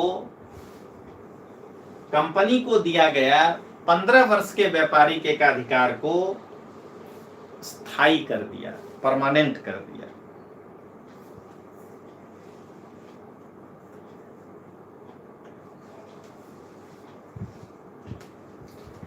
अब आइए 1661 में क्या नया हुआ। 1661 का मतलब है भारत में औरंगजेब का आगमन। 55 से ही है, लेकिन औरंगजेब का। और दक्षिण भारत, मध्य भारत में धीरे धीरे, मतलब महाराष्ट्र में शिवाजी का उदय। अभी हम बहुत मजबूत हैं, तो छोटा छोटा कॉलोनी जो बनाएंगे, जैसे सूरत में कोई फैक्ट्री बना लेंगे, तो फैक्ट्री कितना बड़ा होगा, इतना बड़ा होगा, मतलब कुछ स्क्वायर किलोमीटर में होगा। बंबई में कुछ बना लेंगे, अभी तो हम व्यापार कर रहे हैं, राजा को तो खुशी खुशी ही है। क्या कहते हैं, कोलकाता में जो ले लेंगे कालीकाटा गांव वगैरह, गोविंदपुर बस्ती भाड़े पे, तो इसके अंदर अगर मान लीजिए किसी भी तरह के प्रशासन की आवश्यकता पड़ी, तो कंपनी यहाँ पे हेल्पलेस हो जाएगा। उसको हमारे अगर क्या कहते हैं मुगल बादशाह के अंदर होगा, तो उनसे जाकर के अंदर के घटना का जो है प्रशासनिक निवारण करना होगा। अगर ये महाराष्ट्र में होगा तो वहां पर अपने मराठा शासन से करना पड़ेगा। इसीलिए 1661 में ये स्थिति आ गया कि ये जो इस तरह के फैक्ट्री उधर चीन में भी लगाना शुरू किया, तो ये जो कोठी बनाना शुरू किया, उस कोठी के अंदर साउथ अफ्रीका में तो उपनिवेशी बसाने लगा, उसके अंदर का प्रशासन कौन संभालेगा? तो इसके अंदर के प्रशासन के लिए कहा कि कंपनी एक गवर्नर नियुक्त कर सकती है। देखिए कितना माइन्यूट है। पहले तो एक बस्ती के लिए गवर्नर नियुक्त हुआ, और जैसे ही हमारी केंद्रीय शक्ति कमजोर हुई, अलीवर्दी खां जैसे ही कमजोर होने लगा, वो गवर्नर ऐसे बढ़ते हुए, जैसे ही सिराजुद्दौला को खत्म करेंगे, बंगाल का एक गवर्नर, वो एक बस्ती का गवर्नर था। बंबई में छोटा सा जो उनका अपना फैक्ट्री था, उसका गवर्नर था। आज जैसे ही मराठे कमजोर होने लगेंगे, वो ऐसे बढ़ते हुए कहेगा कि अब ये बंबई राज्य का गवर्नर। एक छोटा सा मद्रास में फैक्ट्री खोले हुए है, उस फैक्ट्री के अंदर का प्रशासन चलाने के लिए गवर्नर नियुक्त किया है 1661 के चार्टर के। वो धीरे धीरे हो जाएगा मद्रास में, जहां जहां ब्रिटिश ईस्ट इंडिया कंपनी कब्जा करेगा, क्योंकि अब वो सैनिक हो गया हमारे यहाँ, अब वो राजनीति करने लगा, वो वहां का प्रशासन वो देखने लगेगा। अब समझ में आया रेगुलेटिंग एक्ट की आवश्यकता क्यों पड़ी? इन तीनों गवर्नर में उसके बाद कोऑर्डिनेशन ही नहीं है। अभी तो इनके पास कोई राजनीतिक काम ही नहीं है, इनका तो काम है माल गिनना कि कितना खरीदे कितना बेचे, इसीलिए आपस में झगड़ा नहीं होगा। लेकिन अब जब मान लीजिए कि आंग्ल मराठा युद्ध चलने लगेगा, आंग्ल मैसूर युद्ध चलने लगेगा, हालांकि उसमें कई घटना बाद का है, लेकिन सोचिएगा तो उसमें इस गवर्नर को इसके सहयोग की आवश्यकता पड़ेगी ना। मद्रास के गवर्नर को बंगाल के गवर्नर से दोनों ईगो में होगा कि हम दोनों तो एक बराबर हैं, हम क्यों से सहायता मांगे। इसलिए इनको रेगुलेट करने के लिए इनके ऊपर खड़ा करेंगे गवर्नर जनरल, और कहेंगे वो तुम तीनों का हेड होगा, बॉस। समस्या आ गया, उसका नाम क्या कर दिए हम? बंगाल का गवर्नर जनरल रेगुलेटिंग एक्ट में। तो ये दोनों कई बार उसकी अवहेलना कर देगा कि आप हैं गवर्नर जनरल, बट आप बंगाल के हैं, भारत के थोड़े ही हैं। और जब कंपनी एक तरह से 2/3 भारत को अपने नियंत्रण में ले लेगा, तो कह देंगे हम 1833 के बाद कि भाई अब जो है ये भारत के गवर्नर जनरल हैं, और इसके नीचे जो है तीनों गवर्नर काम करेगा। बंगाल में गवर्नर नहीं होगा, दिल्ली वाला शासन होगा, लेफ्टिनेंट गवर्नर वहां पे शासन करेगा। क्लियर हो गया? 1661 को लिखिए, हमेशा दिमाग में क्यों घुमाइए कि 1609 के बाद ये 1661 में ये ऐसा क्यों आया, क्योंकि छोटे छोटे व्यापारी कोठी, व्यापारी गोदाम बनाने लगे ये लोग। लिखिए 1661 के राजलेख के द्वारा, यहां राजलेख में इंग्लिश मीडियम वाले चार्टर लिखिएगा, 1661 के राजलेख के द्वारा कंपनी को यह अधिकार दिया गया, कंपनी को यह अधिकार दिया गया कि वह अपने प्रशासन के लिए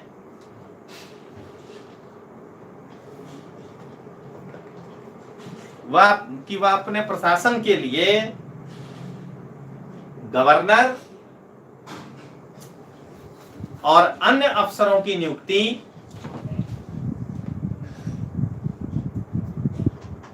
स्वयं कर सकती है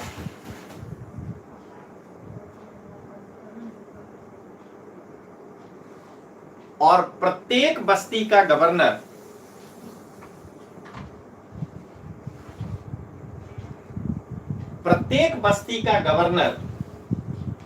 उसके अंदर रहने वाले सभी लोगों के, क्योंकि उसमें तो अंग्रेजी रह रहा है, और प्रत्येक बस्ती का गवर्नर उसके अंदर रहने वाले सभी लोगों के दीवानी और फौजदारी, सिविल और क्रिमिनल सभी मामलों की सुनवाई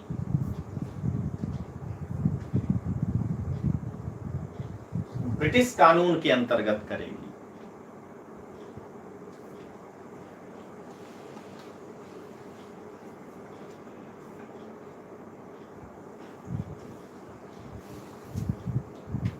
अब आइए 1669 में क्या हुआ। तो 1669 में जब बंबई जो है इनके नियंत्रण में आ गया, तो फिर यहां के लिए स्पेशल कहना पड़ा सेम बात जो 1661 में आप पढ़े। लिखिए 1669 के चार्टर के द्वारा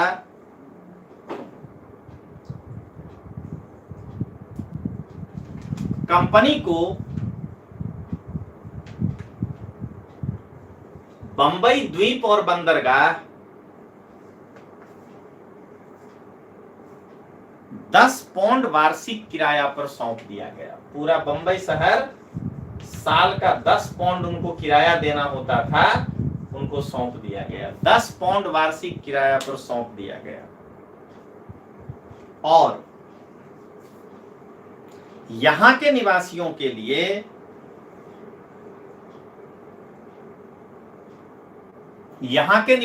के लिए कानून बनाने का अधिकार सौंप दिया।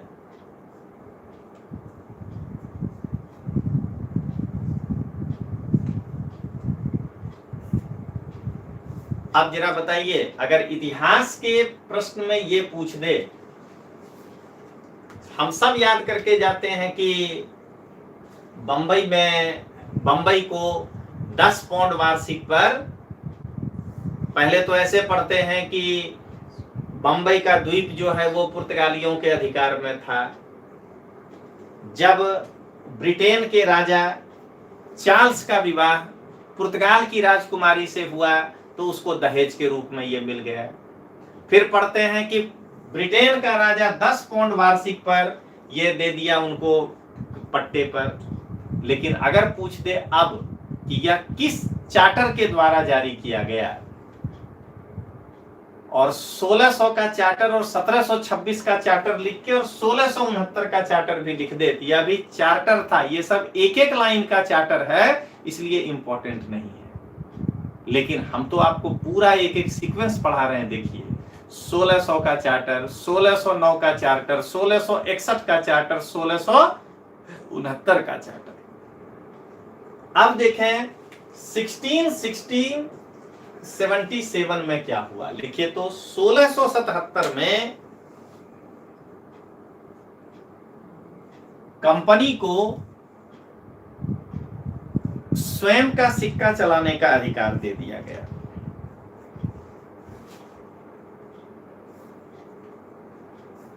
स्वयं का सिक्का चलाने का अधिकार दे दिया गया।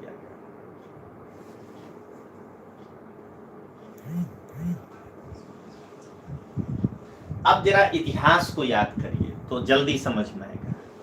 1683 के चार्टर में क्या हुआ, तो 1683 को याद करना है। यहां तक आते आते अब कंपनी राजनीति में हिस्सा लेने लगा, क्योंकि अब औरंगजेब भी अपने कहिए कि अस्त की ओर बढ़ने लगा। 1707 में उसकी मृत्यु हो जाएगी, तो उसके बाद तो कंपनी खुलकर खेलने लगेगा, लेकिन अभी भी कंपनी परोक्ष रूप से तो खेल ही रहा है, क्योंकि बंगाल यहां पर अलीवर्दी खां के नियंत्रण में आ जाएगा। तो अब कंपनी चाह रहा है कि ब्रिटेन का सम्राट हमको यह अधिकार दे कि यहां के किसी राजा के साथ अगर हम युद्ध करें या संधि करें तो इसके लिए हमको ब्रिटेन के सम्राट से कुछ भी मांगने की आवश्यकता नहीं पड़ेगी। आदेश युद्ध और संधि, क्योंकि अब कंपनी युद्ध और संधि के मूड में आ गया। प्लस भारत में हमको सरकार, देखिए इसीलिए अब समझ में आएगा कि 1858 में क्यों कहे कि कंपनी के शासन का अंत, कि भारत में हम सम्राट का प्रतिनिधि बन के शासन करें, हम रिप्रेजेंटेटिव बने, संसद तो वहीं रह जाएगा। ये दो चीज कंपनी को दिया गया 1683 के चार्टर में। तो लिखिए 1683 के चार्टर ने कंपनी को युद्ध एवं संधि की शक्ति प्रदान की,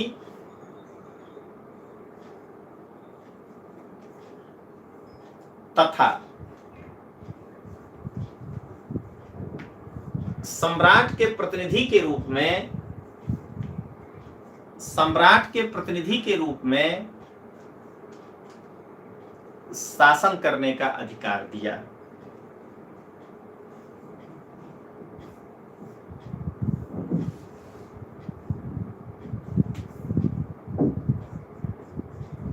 और अब है 1686 का चार्टर, और तब पढ़ेंगे 1726 का चार्टर। अब यहां आते आते मद्रास पर कंपनी का फ्रांस के साथ संघर्ष शुरू हो गया, और दक्षिण भारत में स्थिति कमजोर होने लगी हमारे शासकों की, तो कंपनी को अब वहां पे राजनीति करने का अवसर मिलने लगा। तो 86 के चार्टर से, देख रहे हैं 83 से तो बंबई, 86 के चार्टर से उसको क्या कहते हैं, मद्रास पर जो है शासन करने का अधिकार मिल गया। लिखिए 1686 के चार्टर में, इसके बाद भी कई चार्टर आया बट अब इंपॉर्टेंट नहीं है। 86 के चार्टर ने, क्योंकि देख रहे हैं 1726 इतना लंबा बिना चार्टर का नहीं रहेगा, लेकिन इतने चार्टर हमारे लिए महत्वपूर्ण थे इसलिए आपको पढ़ा रहे हैं। लिखिए 1686 के चार्टर में चार्टर ने कंपनी को मद्रास में एक अदालत स्थापित करने का अधिकार दे दिया। एक अदालत स्थापित करने का अधिकार दे दिया।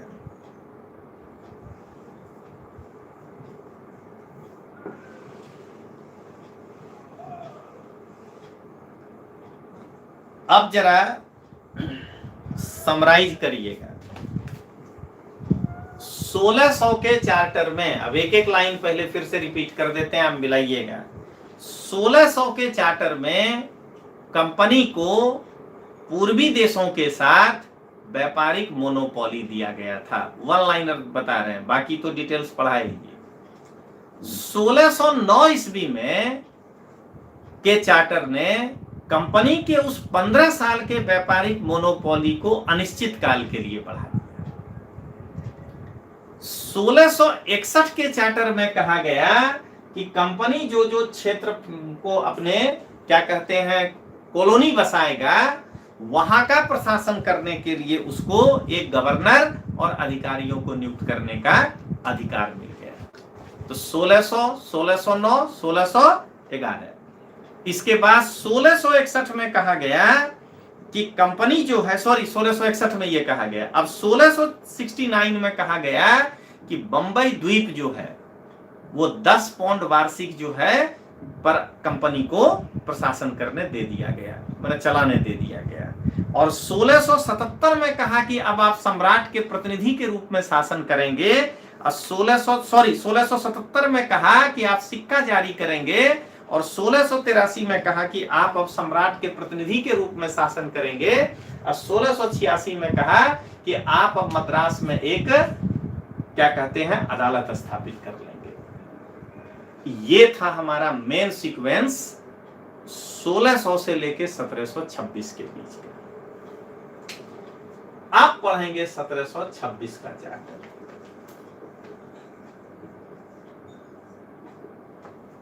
हेडिंग दीजिए 1726 का चैप्टर।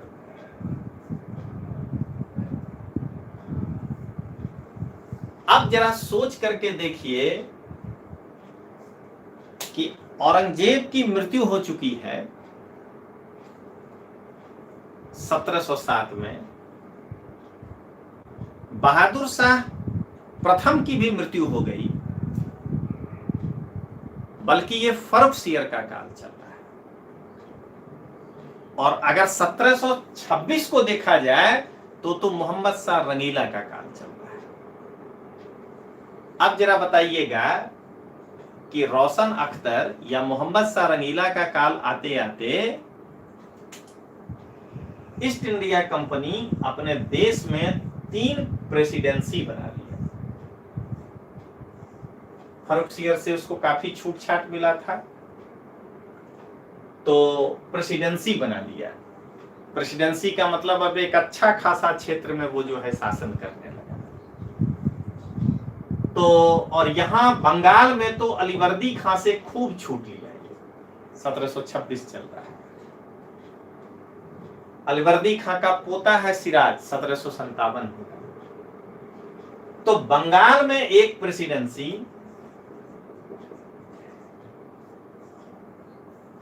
बंबई में एक प्रेसिडेंसी।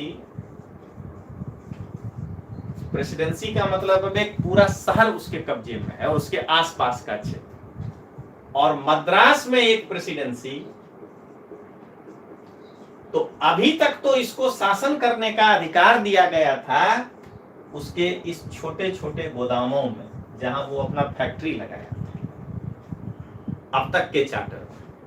तो अब ये प्रेसिडेंसी के लिए तो नया चार्टर चाहिए, क्योंकि इसमें तो ये कहा गया था कि जो वो अपना फैक्ट्री बनाया है, जहां उसके लोग रहते हैं, जहां वह छोटा सा उपनिवेश स्थापित किया है, उसके अंदर का प्रशासन गवर्नर देखेगा। अब ये इतना बड़ा हो गया, तो उसमें अब केवल अंग्रेज तो नहीं रहेगा। फैक्ट्री के अंदर दीवार बना करके आप केवल अंग्रेज को रखेंगे, बाहर से लेबर लाएंगे, काम करा के भेज देंगे। लेकिन अब जब वो फैलेगा, समझिए आज का पूरा कलकत्ता शहर या पूरा बंबई शहर अगर उसके अंदर आ गया, तो उसमें तो फिर भारतीय भी रहने लगेगा। तो अब नया चार्टर चाहिए, उस प्रेसिडेंसी के अंदर रहने वाले लोगों के ऊपर कानून कौन बनाएगा। तो इसीलिए जो है ये बनाया, कहा कि इन प्रेसिडेंसियों में गवर्नर और उनका काउंसिल मिलकर के जो है, अब गवर्नर के साथ शासन करने के लिए परिषद बना दिया और कहा उनका काउंसिल मिलकर के अब यहाँ का जो है कानून बनाएगा। तो लिखिए इस चीज को, कलकत्ता, बंबई तथा मद्रास प्रेसिडेंसी के गवर्नर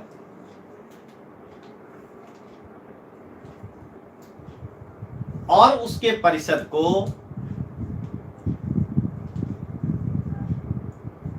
विधि बनाने की शक्ति प्रदान की गई थी।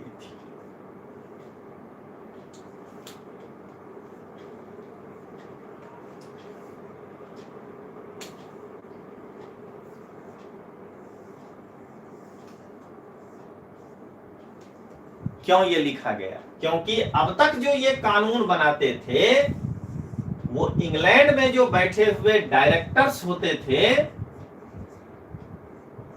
उनके अनुमति के बाद यहां कानून लगता था। उसका नतीजा ये होता था कि प्रॉब्लम आज है, कोई निर्णय लिया गवर्नर, ये जाके लौटने में 6 महीना लगेगा, तब तक नया प्रॉब्लम आ जाएगा। इसीलिए कहा कब इस तरह के छोटे मोटे कानून आप स्वयं बना लेंगे। तो अगला पॉइंट लिख लीजिए, अब तक विधि बनाने की शक्ति अब तक विधि बनाने की शक्ति इंग्लैंड में स्थित बोर्ड ऑफ डायरेक्टर के पास थी।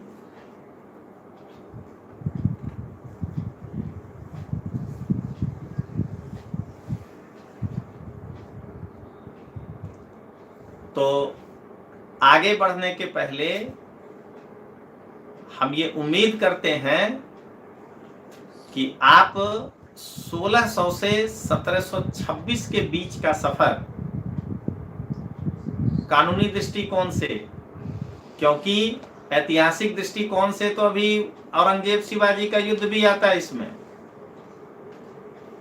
शाहजहां के काल में क्या हुआ ये भी पढ़ते, भारत के बारे में, जहांगीर, अकबर, लेकिन इतिहास अलग।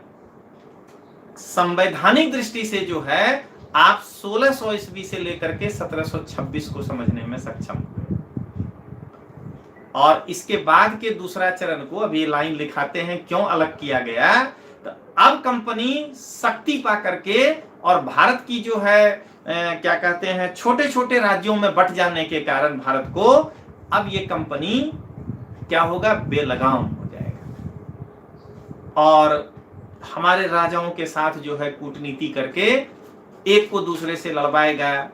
धीरे धीरे करते करते क्या होगा कि कंपनी को वास्तविक लाभ नहीं हो पा रहा है, भारत से लाभ हो रहा है लेकिन कंपनी को वास्तविक लाभ नहीं हो पा रहा है, जिससे कि वहां का सरकार जो एक्सपेक्ट करके बैठा था कि कंपनी भारत में इतना पैसा कमा रहा है तो इंग्लैंड को इतना टैक्स देगा, वो मिल ही नहीं रहा।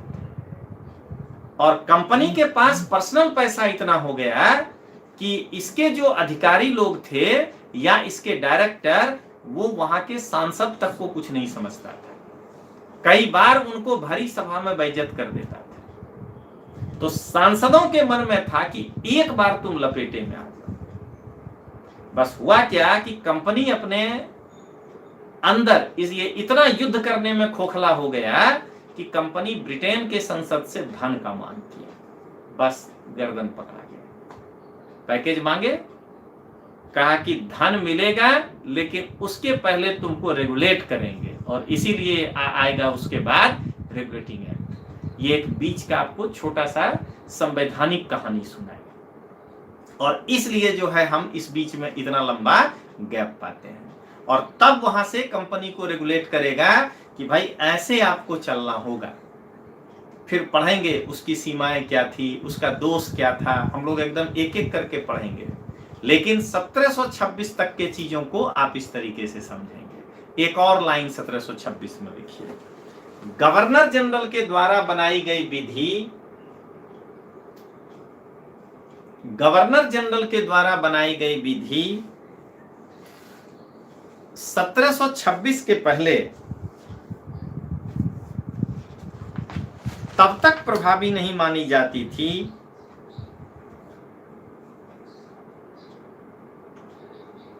जब तक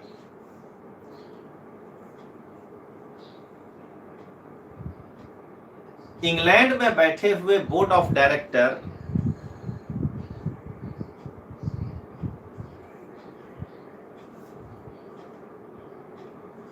इस पर अपनी सहमति ना प्रदान करें या इस पर अपनी अनुमति ना प्रदान करें।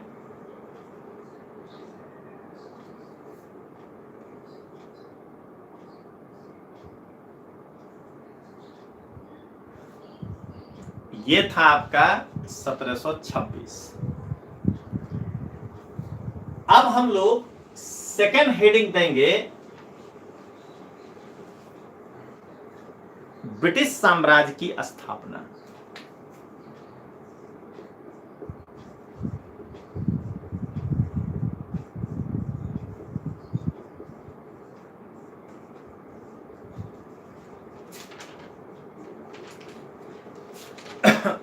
और इसके अंदर हम लोग पढ़ने जा रहे हैं रेगुलेटिंग एक्ट।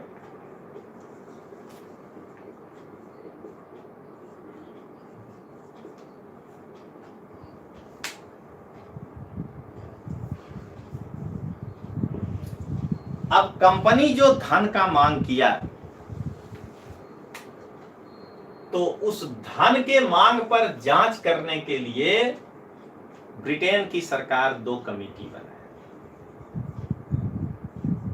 एक का नाम पड़ा प्रवर समिति, स्टैंडिंग कमेटी, और दूसरे का नाम पड़ा गुप्त समिति। अब देखें, इसके रिपोर्ट पर ही रेगुलेटिंग एक्ट आया है, तो लिखिए पहला लाइन, नवंबर 1772 ईस्वी में, इसको सेलेक्ट कमेटी कहिएगा, प्रवर समिति को, नवंबर 1772 ईस्वी में ब्रिटिश सरकार ने 2 समितियों का गठन किया।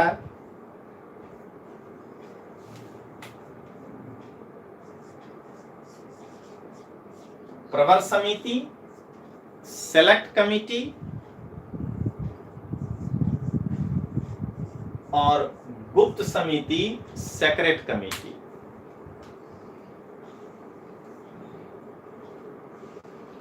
अब चूंकि यह पहला घटना है, इसीलिए हम लोग जानेंगे कि इस समय ब्रिटेन का प्रधानमंत्री कौन था, क्योंकि यह एक्ट आया है। तो लिखिए, तो इस समय ब्रिटेन के प्रधानमंत्री लॉर्ड नॉर्थ थे।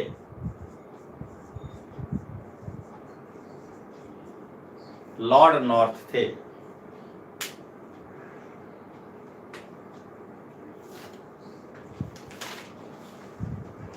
सेलेक्ट कमेटी जो था, उसका अध्यक्ष किसको बनाया गया था, तो बरगायन। लिखिए, सेलेक्ट कमेटी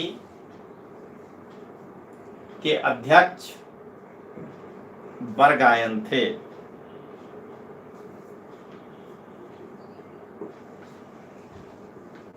और गुप्त समिति का अध्यक्ष कैसे पता चलेगा, उस समिति ही गुप्त था, उसको थोड़ी ही सरकार जाहिर करेगा कि इसका अध्यक्ष कौन होगा। तो प्रवर समिति जो रिपोर्ट दिया उस पे नहीं, ये जो सेक्रेट कमेटी उस प्रधानमंत्री को रिपोर्ट दिया था, उसी के आधार पर यह रेगुलेटिंग एक्ट जो है संसद में पेश किया गया था। तो लिखिए, लॉर्ड नॉर्थ द्वारा गठित गुप्त समिति के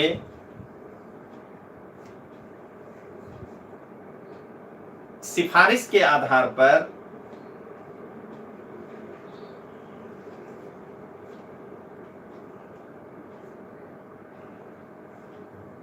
यह एक्ट संसद में पेश किया गया।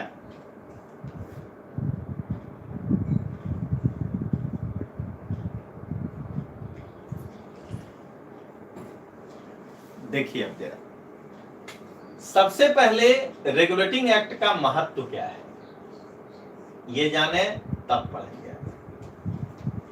अब तक क्या होता था कि ईस्ट इंडिया कंपनी को केवल इंग्लैंड में नियंत्रित किया जाता था कि भाई एक गवर्नर होंगे, 24 लोग होंगे, चार्टर में उनका संविधान लिखा गया था। सारा डिसीजन गवर्नर यहां से जो है रेगुलेटिंग एक्ट के पहले बंगाल का गवर्नर नहीं लेता था, उसके निर्णय को जो है वहां का डायरेक्टर लेता था। 1726 में कहा गया कि ठीक है, काम चलाओ निर्णय आप ले सकते हैं, लेकिन यहां का गवर्नर क्या निर्णय लेगा ये कभी नहीं कहा जाता था। ये पहली बार हुआ कि ईस्ट इंडिया कंपनी को इंग्लैंड और भारत दोनों जगह नियंत्रित करने का प्रयास किया गया। अभी तक भारत में क्या करता था ईस्ट इंडिया कंपनी, वो बात वहां से लिखा कर नहीं आता था। लिखिए इस चीज को, कंपनी के कार्यों को भारत एवं ब्रिटेन दोनों स्थानों पर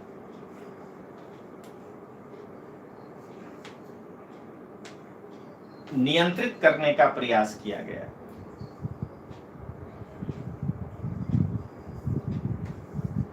नियंत्रित करने का प्रयास किया गया, ये पहला हुआ। दूसरा, अभी तक एक भी एक्ट नहीं आया है, चार्टर आया है। यानी कंपनी को नियंत्रित करने का पहला विधायिका का प्रयास जो है वो है रेगुलेटिंग एक्ट, लेजिस्लेशन का, ब्रिटेन के संसद का। इसके पहले राजा जो है चार्टर के माध्यम से कंपनी को या तो नियंत्रित करता था या फैसिलिटी देता था।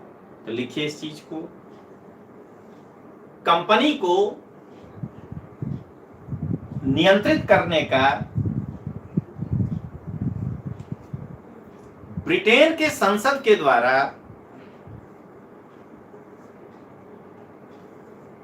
यह पहला प्रयास था।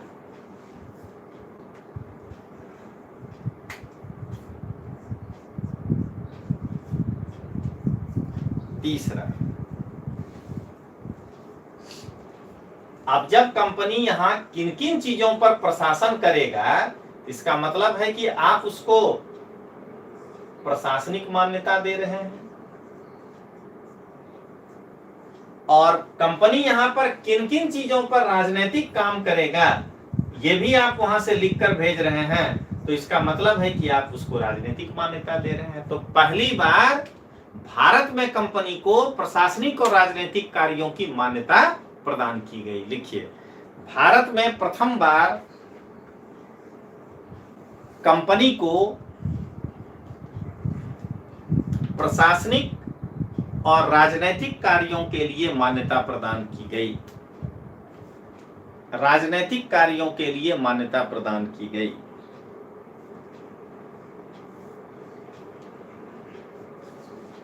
अब देखिए,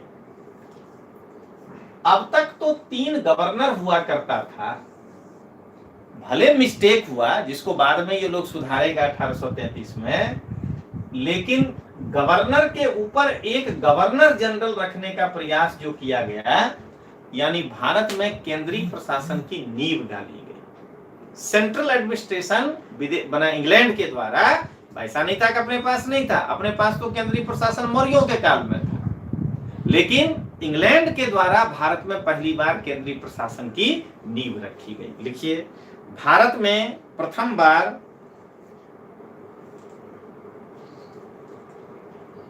केंद्रीय प्रशासन की नींव रखी गई।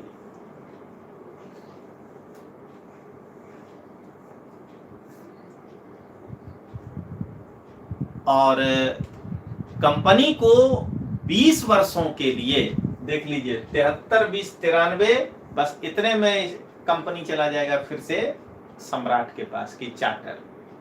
कंपनी को अगले 20 वर्षों के लिए व्यापारिक एकाधिकार दे करके कहा कि अब इनके साथ दूसरे भी लोग शास्त्र कर सकते हैं व्यापार। इसीलिए कंपनी बार बार क्या करता था, चार्टर पारित करवाता था राजा से। लिखिए इस चीज को, ईस्ट इंडिया कंपनी को भारत में अगले 20 वर्षों के लिए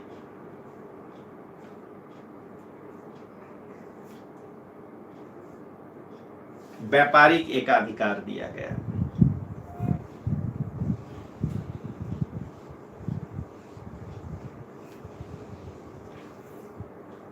ये था महत्व। अब अगला हेडिंग देंगे सेकंड, इसी के अंदर रेगुलेटिंग एक्ट के अंदर, कि ब्रिटेन में क्या क्या परिवर्तन हुआ। ईस्ट इंडिया कंपनी के प्रशासन में ब्रिटेन में क्या क्या परिवर्तन हुआ।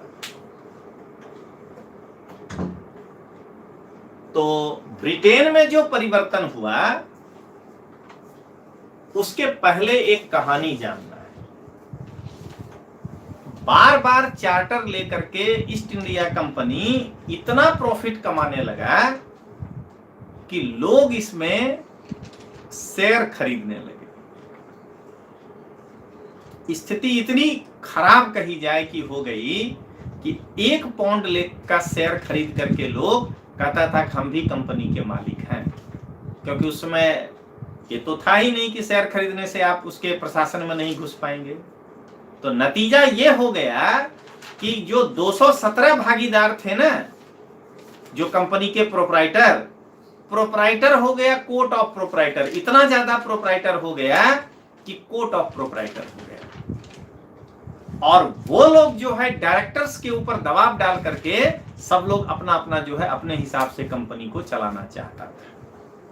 तो सबसे पहले कोर्ट ऑफ प्रोप्राइटर के प्रभाव को कम करके कोर्ट ऑफ डायरेक्टर के प्रभाव को यहां पे मजबूत किया गया। लिखिए, कंपनी के कोर्ट ऑफ प्रोप्राइटर के प्रभाव को कम करके कोर्ट ऑफ डायरेक्टर के प्रभाव को मजबूत किया गया।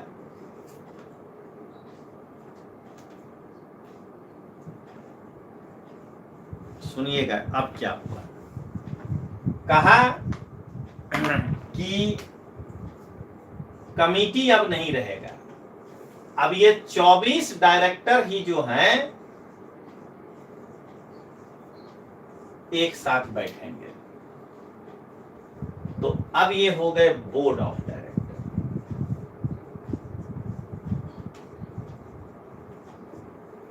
अभी भी ये अपने अपने कमेटी के अध्यक्ष होंगे, लेकिन अब जब भी मीटिंग होगी तो पूरी कमेटी आके नहीं बैठेगी, क्योंकि अब 217 आदमी नहीं रहा, अब हजारों में संख्या हो गया। अब ये बैठ करके निर्णय लेंगे। जरा बताइए, अगर आज के हिसाब से देखा जाए तो ये मंत्री परिषद, ये मंत्रिमंडल, अगर आज के हिसाब से देखा जाए तो ये संसद और ये हो गया जो है मंत्री मिनिस्टर। तो ये काम किया गया, और ये जो कोर्ट ऑफ प्रोप्राइटर हैं वो वोट दे करके इनका चुनाव करेगा, और ये 4 वर्ष के लिए चुने जाएंगे। अब जो है क्या हुआ, इनका संख्या निश्चित किया गया और इनका कार्यकाल निर्धारित किया गया। लिखिए इस चीज को, कोर्ट ऑफ डायरेक्टर के स्थान पर बोर्ड ऑफ डायरेक्टर का गठन किया गया,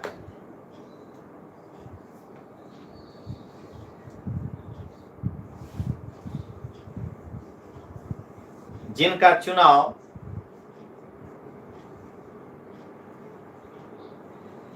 कोर्ट ऑफ प्रोप्राइटर के द्वारा किया जाना था,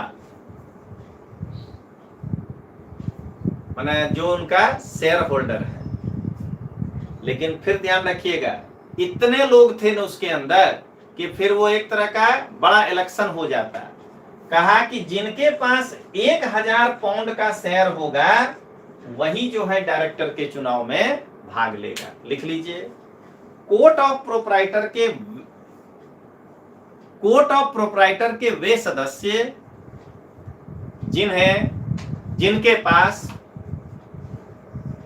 1000 पाउंड का भागीदार होगा या शेयर होगा, वे बोर्ड ऑफ डायरेक्टर का चयन करेंगे, वो बोर्ड ऑफ डायरेक्टर का सिलेक्शन करेंगे।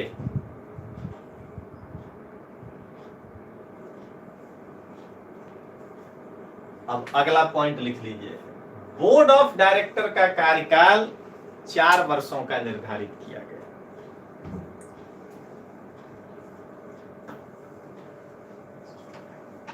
चार वर्ष के लिए निर्धारित किया गया।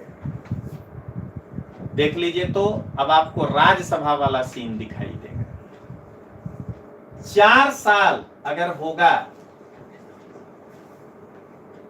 तो 25% डायरेक्टर यानी 1/4 प्रति वर्ष बदलेंगे। ठीक है, लिख लीजिए इस चीज को, 25% डायरेक्टर या 1/4 डायरेक्टर प्रति वर्ष बदल दिए जाते थे। अब ध्यान दीजिएगा कि ये कैसे संभव होगा। ये देखिए, एक बार एक तरफ कहा जा रहा है कि डायरेक्टर जो चुना जाएगा उसका कार्यकाल 4 वर्षों का होगा, यानी 1773 के एक्ट के आधार पर मान लीजिए 74 में अगर कोई डायरेक्टर चुना गया तो उस डायरेक्टर का कार्यकाल होगा 78। तो फिर 75 में किसको चुनिएगा? आप तो कह रहे हैं कि 25% डायरेक्टर हर साल बदल दिए जाएंगे। तो अगर यहाँ 24 डायरेक्टर पहले ही साल चुन लेंगे तो वो तो अगला कोर्ट में चला जाएगा। इसीलिए पहला साल 6 डायरेक्टर ही चुने गए। यही राज्यसभा में भी हुआ था 1952 में, वो पढ़ाएंगे आगे। फिर अगला 6 डायरेक्टर यहां चुने गए, फिर अगला 6 डायरेक्टर यहां चुने गए, फिर अगला 6 डायरेक्टर यहां चुने गए। अब जो 78 में चुनाव होगा तो इस डायरेक्टर का जो है 4 साल पूरा हो जाएगा और जो आप भाषा लिखे हैं वो खत्म। अब 1779 में कहेंगे कि 1/4 बदल जाएंगे तो इनका कार्यकाल 4 साल का पूरा हो जाएगा। यही राज्यसभा में भी चुनाव का पैटर्न शुरू में अपनाए थे, वो हम वहां पढ़ाएंगे। ये था, समय एक्चुअली पूरा हो गया। अपने कोई यूट्यूब पे उस वे में नहीं आए हैं कि ये टॉपिक ही खत्म कर देना है। तो कल हम लोग अब भारत में क्या क्या जो है परिवर्तन हुआ कंपनी के प्रशासन में, और उससे आगे पढ़ने का प्रयास करेंगे। तो आज यथासंभव जितना मेरे पास ज्ञान था, उस आधार पर आपको एक संवैधानिक विकास का एक छोटे छोटे भी चार्टर को समझाते हुए हम रेगुलेटिंग एक्ट तक आए। और रेगुलेटिंग एक्ट में भारत में जो परिवर्तन हुआ वो हम लोग कल देखेंगे, और इससे आगे का चीज हम लोग कल देखेंगे। थैंक यू, धन्यवाद, जय हिंद, जय भारत।